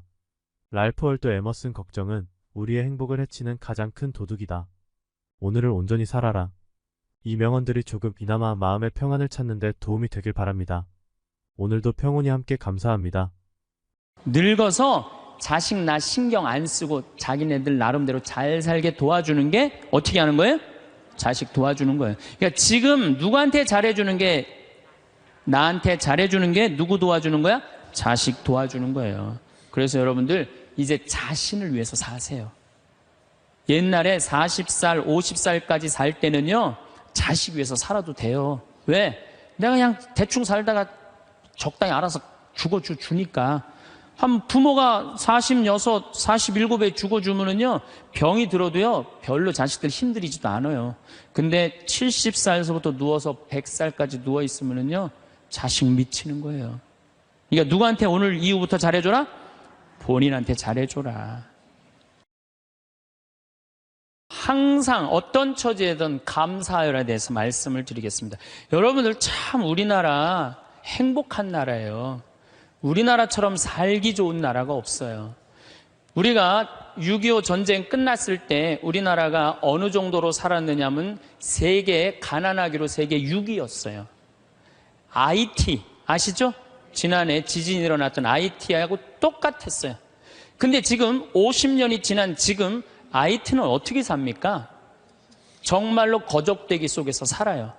그런데 50년이 지난 우리나라는 지금 어떻습니까? 세계 경제 규모 13위, 소비지수 7위, 이탈리아보다도 더 잘 써요. 그리고 올해 1조 달러 경제 규모, 1조 달러. 우리 어렸을 때는요, 100억 달러 수출 맨날 그러고 자랐어요. 그거 배우고 자랐어요. 그런데 1000억 달러도 아니고 1조 달러. 대단한 거예요. 정말로 대단한 거예요. 전 세계에 이런 나라가 한 나라도 없는 거예요. 원조 받는 나라에서 원조 해주는 나라. 그래서 제가 이 대단한 사람들이 모여 살아갖고 우리나라 이름이 대한민국이라고 그런 거예요. 대한민국이라고. 여러분들 제가 얼마 전에 서안이라는 데를 다녀왔어요. 진시황 묘 있는데. 근데 그 진시황을 끌던 마차가요. 말이 4마리야, 4마리. 그 대단한 진시황을 끌고 가는 마차가 말이 4마리예요. 여기 정조 임금이 아버지 육릉에 갈 때 여기서 말 몇 마리 끌고 왔는지 알아요? 전체 행렬이 120마리도 채 안 됐어요. 근데 여러분들이 지금 2000cc 차를 타고 지금 여기 성당에 오셨다면 여러분은 말 몇 마리를 끌고 온 거냐면 150마리를 끌고 온 거예요. 말 150마리를 끌고 온 거예요. 우리가 얼마나 많은 걸 지금 누리고 살고 있는데 그걸 몰라요. 옛날에 왕은요, 여름에 얼음 좀 먹고 싶으면은 동빙고, 서빙고 막 뛰어가서 그냥 막 얼음 갖다 바쳤어요. 근데 우리는 집집마다 냉장고에서 열면 얼음 다 있어요. 동빙고, 서빙고 다 있어요. 옛날에 진시황보다, 옛날에 정조임금보다 우리가 훨씬 더 잘 사는 거예요. 그런데도 지금 감사하지 못하고 있다? 이건 정신적인 병이 들어있는 거예요. 짧은 시간 내에 남들은 100년 역사가 넘는데 우리는 겨우 30년, 40년 됐는데도요, 세계 4위 시장이에요, 4위 시장. 대단한 거예요. 텔레비전 잘 만들어요, 못 만들어요? 잘 만들어요. 2009년 기준으로 미국 LED 텔레비전 시장 90%가 한국 텔레비예요. 유럽에서는 뭐 내가 2004년인가 5년 갔을 때 이미 우리나라 LG가 거기 1위. 참 잘 만들어요. 파나소닉이라는 일본 텔레비전 회사가요, 한 달 전에 손들었어요. 텔레비 사업을 포기했어요. 뭐라고 포기했느냐면 우리는 삼성, LG 텔레비 따라갈 수가 없다. 그래서 우리는 텔레비 사업을 포기한다. 차 잘 만들죠. 텔레비전 잘 만들죠. 배 잘 만들죠. 휴대폰 잘 만들죠. 반도체 잘 만들지. 우리가 땅이 넓어요. 그렇다고 자원이 많아요. 정말 국민들 똑똑한 거 하나로, 성실한 거 하나로 이렇게까지 올라왔으면 행복해야죠. 근데 왜 OECD 30개 국가 중에 행복 등수가 25등이냔 말이에요. 욕심이 너무 많아서 그래요. 여러분들 지금 누리고 있는 것에 대해서 감사하지 못해서 그래요. 욕심 많은 사람은 기쁘게도 못 살고 감사도 못해요. 여러분들 마음 안에 지금 욕심을 조금만 버리면요, 정말로 행복하게 살 수 있어요. 여러분들 우리나라 국부의 원천은 어디에 있다고 생각하세요? 국부의 원천은 살림에 있어요. 살림에. 전 세계에서 잘 사는 나라의 첫 번째 조건은 살림입니다. 독일이 그렇고 일본이 그렇고 미국이 그래요. 우리나라가요, 살림 녹화가 유엔에서 뭐라고 그랬냐면은 개발도상 국가 중에 살림 녹화를 성공한 나라는 대한민국 하나라고 그래요. 우리 지금 여기 할머니들 어렸을 때 산 빨겠어요, 안 빨겠어요? 빨겠죠? 근데 지금 우리나라 산 어디를 다나나 팔아요, 안 팔아요? 정말로 팔아요. 그 다음에 뭐 옛날에 이 산림청이 원래는 농림부에 있어야 되는데 우리나라는 산림청을 내무부에 넣어버렸어요. 왜 내무부에 넣느냐면 그 갈비 긁어가면은 그 사법권 행사하려고. 세계적으로 그런 예가 하나도 없다는 거예요. 그만큼 산림 녹화의 의지가 강했던 거예요. 지금 60대, 70대 되신 우리 할머니, 할아버지들이 사방공사 다 하고 맨날 가서 식목일에 나무 심고 이래서 이 나라가 이렇게 잘 살게 된 거예요. 우리나라가 언제부터 산림 녹화가 끝나냐면 1980년에 산림 녹화가 끝나요. 그때부터 경제 성장 시작한 거예요. 제대로 된 성장. 이렇게 산이 풍요로운 나라가 없어요. 그런데 국민들이 안 행복해. 그 기가 막힌 산을 보고도. 그러니까 우리가 가지고 있는 가치에 대해서 우리 스스로 모르는 거예요. 그 다음에 여러분들 한류 많이 들어봤죠? 깜짝 놀랄 일이에요. 내가 일본에 가서 드라마를 보면요, 정말로 재미없어요. 정말로 재미없어요. 근데 우리나라 드라마 보면요, 정말 재밌어요. 어쩜 그렇게 잘 만들어, 드라마를. 저기 대장금을 내가 케냐 나이로비에 갔는데 거기서 나오더라고요. 중동에서 나오는 거 말할 것도 없고, 중동에서 대장금 할 때는 시청률이 90%라 아예 가게를 열 수가 없대. 사람이 돌아다니지 가게를 열지. 그러니까 사람이 없으니까 가게 사람들도 일찍 들어와서 다 보는 거예요. 그러니까 전 국민이 다 본다는 거예요. 참 대단하지 않아요? 그래서 대한민국이라는 거예요. 문화는요, 선진국이 끌고 가는 거예요. 그렇다면 이미 우리나라는 문화 선진국이 된 거예요. 그런데 왜 자살률이 세계 1위야? 15,430명이 2009년에 죽었어요. 1시간에 2명씩 뛰어내서 죽는 거예요. 이게 국민들이요, 돈도 많이 생겼고 문화도 높은데요, 정신적인 수준이 행복감, 만족감이 떨어지는 거예요. 이제 만족하고 살아야 되거든요. 근데 우리는 아직도 무슨 병이 들어있어? 1등병이 들어있는 거야. 아직도 1등병이 들어있는 거야. 아니, 나는 전교 1등은 들어봐도 전국 1등 하라고 아들 때리는 건 난 그게 이해가 안 가는 거예요. 전교 1등이라는 것도 꿈도 못 꾸는데 전국 1등을 안 한다고 아들을 야구 방망이로 때리고 골프채로 때리고, 이게 우리의 불행이에요. 여러분들 1등 한다고 행복해요? 출세한다고 행복해요? 여러분들 요즘 텔레비전 보면요, 다 감옥 가는 사람들이요, 출세하고 돈 많고 1등 하는 사람 다 감옥 가요. 그렇지 않아요? 여러분들은 감옥 가고 싶어도 보내주지도 않아요. 여러분 감옥 가고 싶어 보내주지도 않아. 출세한 사람들이 고통을 겪는 거예요. 제일 행복한 사람은요, 1 더하기는 2다. 하루하루를 성실하게 사는 사람은 나쁜 짓 안 하고 도둑질 안 하고 사기 안 치고 그리고 성실하게 사는 사람이 매일 일 끝나고 성당에 와서 평일 미사하고 저녁에 갖고 성서 읽고 그리고 주무시는 분들이 제일 행복한 분들이에요. 5,000년 역사상 지금처럼 대한민국이 국부가 정말로 탄탄한 적은 없었어요. 요즘 제가 너무너무 대한민국에 대해서 전 자랑스러워요. 뭐 강의 외국을 나가면서 또 뭐 여기저기 여행 다니면서 환경 문제 때문에 좀 다니면서 내 나라가 너무너무 나는 우리 수원교구의 그 수원교구 대리구장 신부님이라고 있어요. 최재용 신부님이 정말 기가 막힌 말씀을 하시더라고요. 어떤 말씀을 하시냐면은 우리 이제 신부들이 이제 서품식 때 막 신부들이 한 30명 나오니까 막 서품 시간이 2시간, 3시간 막 길어지니까 신부들이 짜증을 부리니까 신부님이 이런 말씀을 하시더라고요. 나는 말이야, 이 고속도로에 차가 막혀 있으면 가슴이 막 너무 터질 듯한만 기쁘대요. 터질 듯하게. 무슨 소리냐 그랬더니 자기 어렸을 땐 차 구경하기 하루에 한 대도 구경 못 했다는 거예요. 한 대도 구경 못 했는데 지금은 그 차가 너무 많아갖고 이게 그냥 꽉 차 있으면요, 내 나라가 이렇게 잘 살게 됐구나. 터질 듯 하다는 거예요. 그러면서 신부님 말씀이 서품식 옛날에 신부 하나 둘 나오는데 지금 30명씩 나오는데 그 줄 서서 가는 거 보면 가슴이 터질 듯 하다는 거예요. 그 터질 듯한 거랑 우리나라 자동차 터질 듯한 거랑 똑같다는 거예요. 그 말씀 들어보니까요, 정말로 맞는 말씀이에요. 이렇게 정말로 행복한 나라에서 국민들이 왜 감사하지 못하느냐고요. 하나 아쉬운 게 있다면은 우리나라가 다 잘 나가요. 근데 제가 환경운동하는 신부로서 제일 걱정되는 건 뭐냐면 식량이에요, 식량. 뭐 FTA가 어떻게 되는지 난 잘 모르겠어요. 그렇지만은 역사적으로 대왕 칭호를 듣는 사람들은요, 국민들 배 안 굶겨요. 식량 자급률 높여요. 세종대왕이 그랬어요. 세종대왕이 뭐라 그러냐면 백성은 밥을 하늘로 삼고 나라는 백성을 하늘로 삼는다고 그랬어요. 먹는 게 굉장히 중요합니다. 먹는 걸 무시하는 임금은요, 성군이 될 수가 없어요. 그래갖고 이 세종대왕이 뭘 했느냐면은 추구기.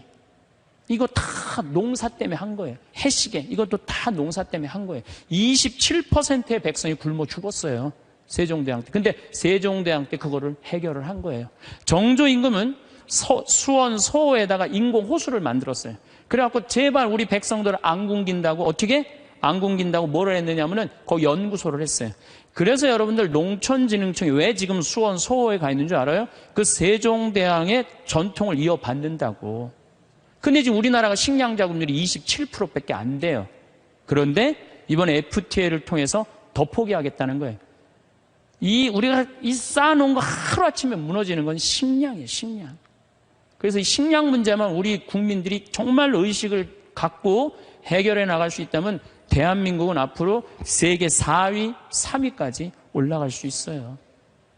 그 다음에 또 하나 잘해야 되는 거, 국회의원들. 제발 좀 싸우지 좀 않았으면 좋겠어요. 응? 이 예산안 처리를 한 번도 제때 처리한 적이 없어. 올해도 그냥 넘어가고 있어요. 국민들은 너무 잘하는데, 국민들은 너무 대단한데, 우리 국회는 세계 5대 최대 최악의 국회라고 선정이 됐으니 이게 참 안타까운 거죠. 내가 여의도 와서 강의해서 하는 소리에 저기다 대고 지금. 예. 그래서 우리는 정말로 이제 감사하면서 살아야 된다. 예, 감사하는 사람은요, 행복할 수 있어요. 그렇다면 우리가 이제 어떻게 하면 행복하게 살 수 있느냐? 그걸 말씀을 드리겠습니다. 우리가 성모님한테 은총이 가득하신 마리아여, 그러죠? 여러분, 은총이 가득한 게 뭐죠? 내가 성당을 한 10년을 졌는데, 성당을 짓는다고 저녁에 삽자루를 쥐고 계속 삽질을 하고 있는데 기운이 안 나. 근데 형제 하나가 와갖고 딱 넥타이를 부르고 삽을 딱 잡으면요, 내가 기분이 너무 좋아요. 그 형제는 무슨 형제예요? 은총이 가득한 형제. 근데 우리는 성모님한테 은총이 가득한 마리아라고 그래. 그래서 성모님은 왜 은총이 가득하냐? 천사가 나타나갖고 마리아, 아이를 가질 것이다. 성모님의 첫째 반응은 그 말뜻이 무슨 말뜻일까? 곰곰이 생각해요. 은총 가득할 사람, 할 수 있는 사람은 첫 번째 조건은 곰곰이 생각하는 거. 내 인생이 어떻게 될까? 내가 천연대 아이를 가지면은 내가 이 아이랑 같이 돌에 맞아 죽지는 않을까? 요셉 남편한테는 어떻게 해야 되나? 곰곰이 생각을 했어요. 자기 인생에 대해서. 여러분들은 이제 여기 지금 60살 되신 분들은 100살까지 살 것이고 50살 되신 분들은 110살까지 살 것이고 40살 되신 분들은 120살까지 살 거야. 그럼 나는 이제 자식 다 키우고 60살서부터 120살까지 뭐하고 살 거냐? 곰곰이 생각해야 돼. 만약에 곰곰이 생각 안 하는 사람은 은총 가득하게 살 수가 없어요. 저는 신학생 때 이런 생각을 했어요. 우리가 지금 성당 건물 짓는 것만 중요한 게 아니다. 앞으로 주 5일째가 되면은 교우들은 바깥으로 나간다. 2만 달러가 넘으면 거의 선진국이 예를 들어보면 전부 주일미사 안 하고 다 놀러 나간다.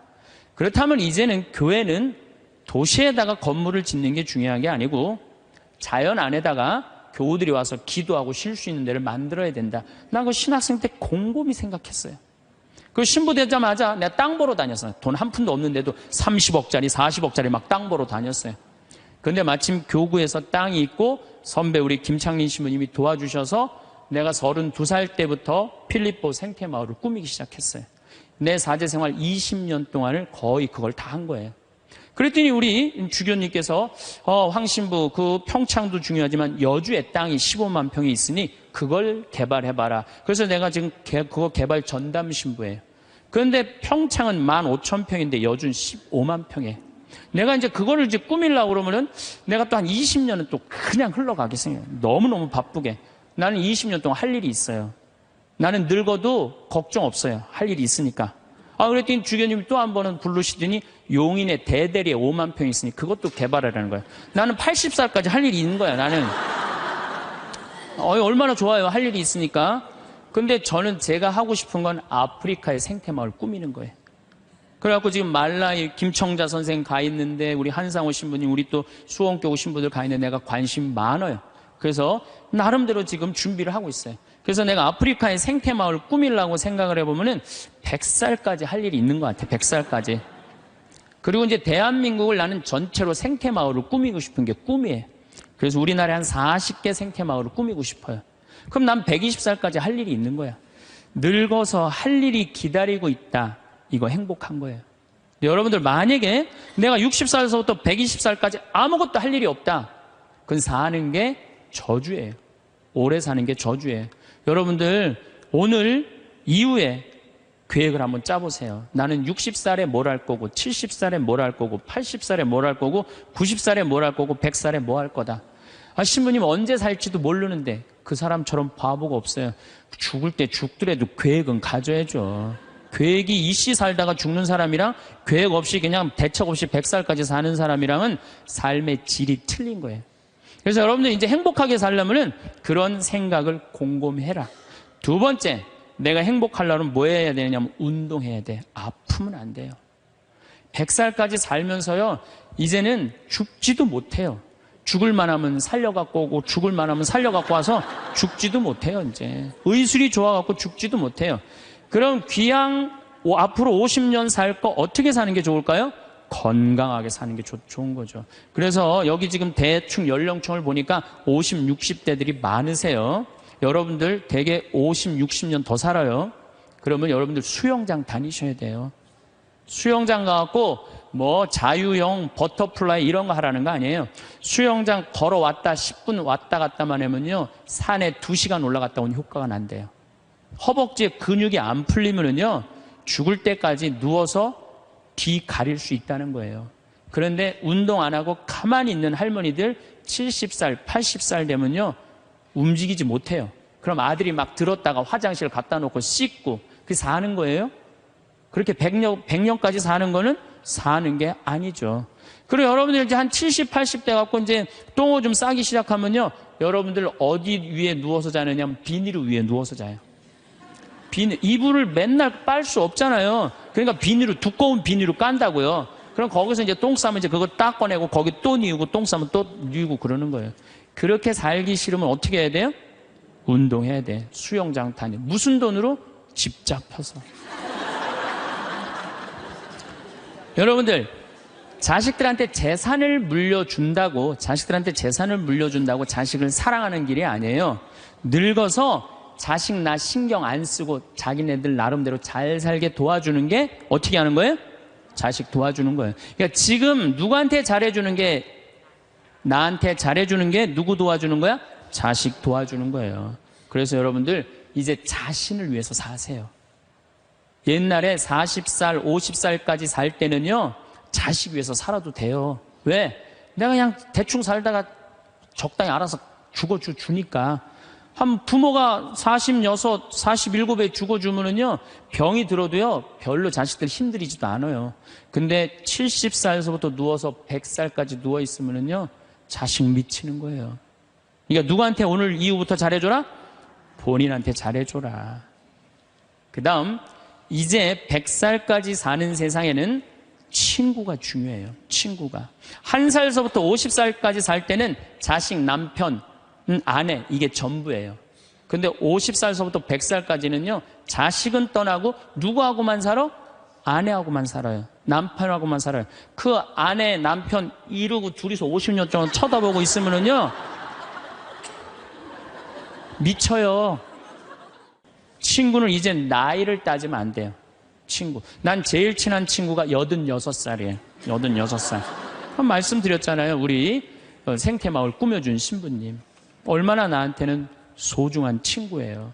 그래서 나는 그분 지금 우리 생태마을에 내가 집 져놓고 같이 모시고 살아요. 제가 일주일에 최소한 2-3번은 같이 식사를 해요. 얼마나 좋아요. 86살 되셔갖고 나하고 같이 밥 먹고. 난 또 72살 먹은 친구도 있어요. 여자친구. 친구는 나이가 많을수록 좋아요. 나이가 많으면 돈이 많아요. 돈이. 그래서 여러분들 나이 많은 친구 많이 사귀세요. 또 나는 또 7살짜리 여자친구도 있어요. 우리 생태마을에 부활절 때 성탄 때마다 꼭 와요. 너무 예뻐요. 미사 참여하면 천사예요. 천사. 하늘에서 내려준 천사. 그래서 작년에는 너무 예뻐서 내가 30만 원짜리 드레스를 강의 나올 때 사서 입혔어요. 너무 예쁘더라고요. 나이를 먹으면요, 입은 다물고요, 주머니는 열으라고 그랬어요. 나도 이제 주머니를 열 나이가 된 거예요. 친구를 사귀는데 돈을 아끼지 마세요. 친구를 사귀는데 아낌없이. 돈보다 더 소중한 건 친구예요. 제가 어제 상지대학에 교수님들한테 강의를 갔는데 교수님 한 분이 강의 끝나고 오셨어요. 신부님, 나머지는 다 신부님 하는 대로 내가 잘 사는데 친구가 없네요. 내가 은퇴를 했는데 너무 혼자 있는 게 힘들다는 거예요. 여러분들 부부싸움을 했어. 내가 정말 이 집에서 정말로 더럽고 치사해서 내가 못 산다. 자매님들, 저녁 10시에 보따리 싸들고 나왔어. 딱 나왔을 때 친구한테 전화해갖고, 친구야, 나 지금 보따리 싸갖고 나왔거든. 나 좀 재워줘라 라고 전화할 수 있는 친구 3명 있느냐? 있으세요? 그 집에 남편도 있고 자식도 있고 그런데 그 집에 가서 남편 딴 방에 가서 자라고 그러고 그 친구랑 잘 수 있는 친구 3명이 있어요? 차라리 찜질방 가서 자는 게 낫지. 응? 그런 친구 3명이 있어야 된다는 거예요. 저는 우리 생태마을이 올해도 한 3만 5천 명이 왔어요. 사람들이 왜 이렇게 많이 오느냐고 그래요. 또 주교님들도 그렇게 물어보세요. 이렇게 운영이 잘 되느냐고, 다른 교구 주교님들이. 저는 친구 때문에 그래요. 저는 우리 수원교구 신부가 400명이에요. 그럼 내가 농약 안 친 배추를 해갖고 제일 먼저 김장을 담아갖고 누구한테 보내주느냐? 우리 신부들한테 다 보내줘요. 왜? 신부한테는 신부가 최고 아니에요. 다 보내줘요. 그럼 농약 안 친 배추로 내가 선물로 하는 거예요. 또 청국장 가루, 이거 참 좋거든요. 사나이가 갑바가 있어야지 맞아요. 그리고 내가 하나씩 한 통씩 다 보내줘요. 그러니까 5년 동안 우리 수원교구 신부들은 나한테 매년 뭐 감자, 옥수수, 뭐 된장, 뭐 청국장, 김장 선물로 받는 거예요. 그러니까 1월 달에 주일학교 선생님들이, 신부님 우리 주일학교 여름에 어디로 보낼까요? 평창. 나한테 얻어먹은 게 얼만데. 레지오 야외 어디로 보낼까요? 평창. 기브 앤드 테이크예요. 나는 친구가 목사님 친구들도 많고 스님 친구들도 많아요. 그래서 그냥 목사님들이 놀러 오라고, 스님들이 저 지리산 스님 꼭 놀러 오라고. 근데 시간이 너무 없는 거야. 나 그 친구들 다 만나러 다니려면 200살 살아도 모자라 지금.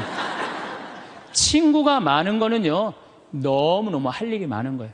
친구들하고는 어울려 지내는 게 얼마나 즐거워요. 그렇죠? 여러분들 지금부터라도 친구를 사귀세요. 친구는 3가지를 따지면 안 돼요. 나이, 지위, 재산. 이거 다 무시하고, 그 3가지를 무시하고 사람 대 사람으로. 그래서 여러분들 멘토가 필요한 거. 멘토가 나의 삶에 정신적으로 나를 이끌어 줄 수 있는 멘토가 꼭 필요한 거예요. 난 아무도 없다. 그런 사람들이 자살하고 그런 사람들이 험악한 일을 딱 당하는 거죠. 그래서 우리가 이제 100년 사는 인생에는 자식만 전부가 아니고, 남편, 아내가 전부가 아니고, 누가 중요하다? 친구가 아주 중요하다. 자, 또 이제 행복하게 살려면 텔레비 시청을 제발 좀 줄여라. 이 텔레비전이 문제 중에 문제예요. 제가 보기에는 우리 할머니들 가끔 나한테 이래요. 신부님 잠이 안 와요. 이런 할머니들 아침부터 저녁까지 텔레비전 본 거예요. 텔레비전을 보면 몸의 95%를 쓰지 않는데요. 텔레비전 볼 때 움직이지 않고 가만히 보는 거 아니야. 계속. 그러니까 저녁에 잠 자려고 그러는데 뭘 움직였어요. 피곤해야지 잠이 올 거 아니야. 이게 잠이 안 오는 거예요. 아침에 일어나고 수영장 가고, 성당에 노인대학 가고, 산에 올라갔다 오고, 그리고 뭐 탁구 치러 거기 노인정에 가고 탁구 치고, 하루 종일 뛰어다니면요, 밤에 자지 말라고 그래도 기절해서 자요. 아니, 텔레비전 내용 뻔하지 않아요? 가난한 집 아들이 애인이 있는데 출세하고 싶어서 애인하고 배신하고 부잣집 딸한테 그냥 장갈 가버린 거야. 그랬더니 여자가 난 이제 살고 싶지 않다 이렇게 배신당하고 여기 한강에 뛰어내려서 죽었어. 근데 길 가던 어떤 남자가 그걸 보고 뛰어내려서 구한 거예요. 물속에 들어갔고, 구했는데 어메 이놈이 또 갑부집 아들이 구했네.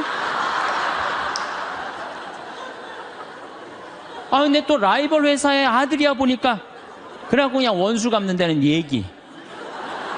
이번엔 또 내 애인 줄 알고 열심히 키웠는데, 어메, 이거 알고 보니 바뀌었네, 이게 애가. 아니, 이런 걸 뭘 맨날 보세요. 뭘 맨날 보세요. 여러분들, 제가 지난 시간에도 말씀드렸지만, 인간이요, 80년 사는 동안 잠자는데 26년을 쓴대요. 그리고 일하는데 21년을 쓴대요. 텔레비전 보는데 10년을 쓴다는 거예요. 10년을. 그리고 밥 먹는데 6년을 쓰고 사람 기다리는데 6년을 쓴다는 거예요. 우리가 그만큼 텔레비전을 많이 보면은요, 설거지대에 설거지가 쌓인대요. 텔레비전을 많이 보면 논에 피가 쌓인대요. 농민들한테는. 텔레비전은 내가 할 수 있는 일을 자꾸 뒤로 미루게 만들어요. 그리고 사람을 자꾸 게을르게 만들고 질서를 무너뜨리게 만드는 거예요. 텔레비전을 보려고 해도 사건 중심의 드라마를 보라는 거예요. 사건 중심의. 맨날 애정 그런 거 보시지 마시고. 요즘 저는 지금 못 봤는데 지금 2번을 봤어요. 뿌리 깊은 나무라고, 세종대왕이 한글 반포하는 과정. 너무 훌륭한 프로그램이에요. 난 뭐 그 회사에서 돈 받은 것도 없지만은 너무 훌륭한 프로그램이에요. 2번을 봤는데 글이 얼마나 중요한지 정말로 잘 표현했더라고요. 그런 걸 보시라는 거예요. 내셔널 지오그래픽, 히스토리 채널, 평화방송 뭐 이런 거 보라는 거예요. 제 얘기는. 괜히 그냥 남편이 그냥 물에 빠져 죽였는데 그냥 또 살아나갖고 점 찍고 나타나갖고 그냥 뭐 이런 거 보시지 마시고.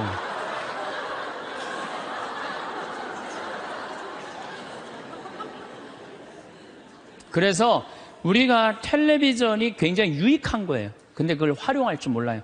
아침부터 무작정 보는 거예요. 무작정. 네. 그래서 텔레비전을 많이 보면 치매에 걸릴 확률이 굉장히 높다는 거예요. 움직이지 않으니까. 그래서 여러분들, 저한테 많은 분들이 신부님 그렇게 바쁜데 언제 책을 3권이나 쓰시느냐고. 텔레비전만 안 보면 돼요. 텔레비전을 안 보고 4시간 하루에 투자하면은요, 1년만 책상에 앉아있으면 책 한 권 나와요. 그 시간 텔레비전 보는 시간인데 그것만 안 보면 책이 한 권 나오는 거예요. 그래서 여러분들도 앞으로 50년 동안 어떻게 텔레비전만 보고 살겠어요. 그래서 이제 100년 사는 인생에 행복하고 싶으면 공부해야 돼, 공부하셔야 돼, 이제는.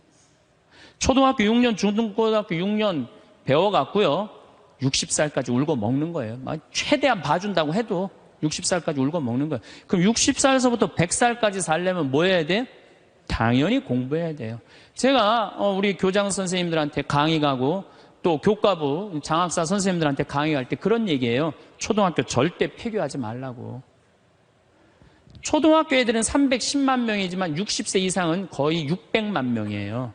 그러니까 초등학교 1학년서 1반부터 3반까지는 8살 다니게 하고 60살서부터 65살까지 가방 들고 학교 가게 하는 거예요. 의무적으로 누구나 다. 그래갖고 4반부터 6반까지는 60살 2학년, 9살부터 1반부터 3반은 2학년, 61는 4반부터 6반까지는 61. 그래갖고 가방 들고 학교 가게 하는 거야. 그리고 1반 애들, 3반 애들, 4반 애들, 애들이라니 1반 아이들, 4반 늙은 아이들, 학교 다니는 아이들, 자매 결혼 시켜주는 거예요. 학교 갈 때 데리고 가고, 수업 끝나면 집에 갖다 주고. 폭력이 어디 있어요, 폭력이. 그런 거 없어요.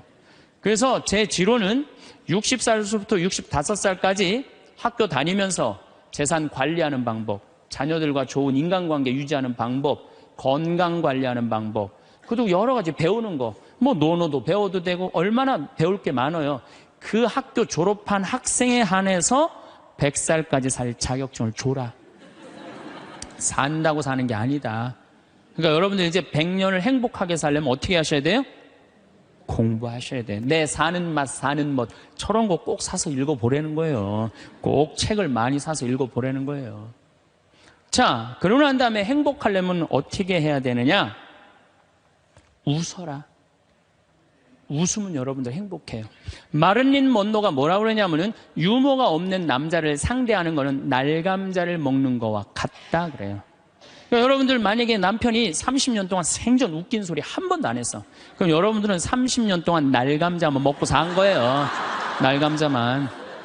아니 근데 60까지는 괜찮아. 60까지는. 근데 100살까지 생전 웃긴 얘기 안 해. 그럼 거의 100년 동안 날감자만 먹고 산 거예요. 그 사람 행복하겠어요? 안 행복하겠어요? 안 행복해요. 아인슈타인이요. 여러분들 언젠가 한번 봤을 거예요. 혀를 확 내물고 눈을 크게 뜨는 사진 보셨죠? 아인슈타인이 뭐라 그래요? 나의 천재성은 어디에서부터 시작된다? 유머에서부터 시작된다. 유머에서부터. 이탈리아 사람은 하루에 19분을 웃는데요.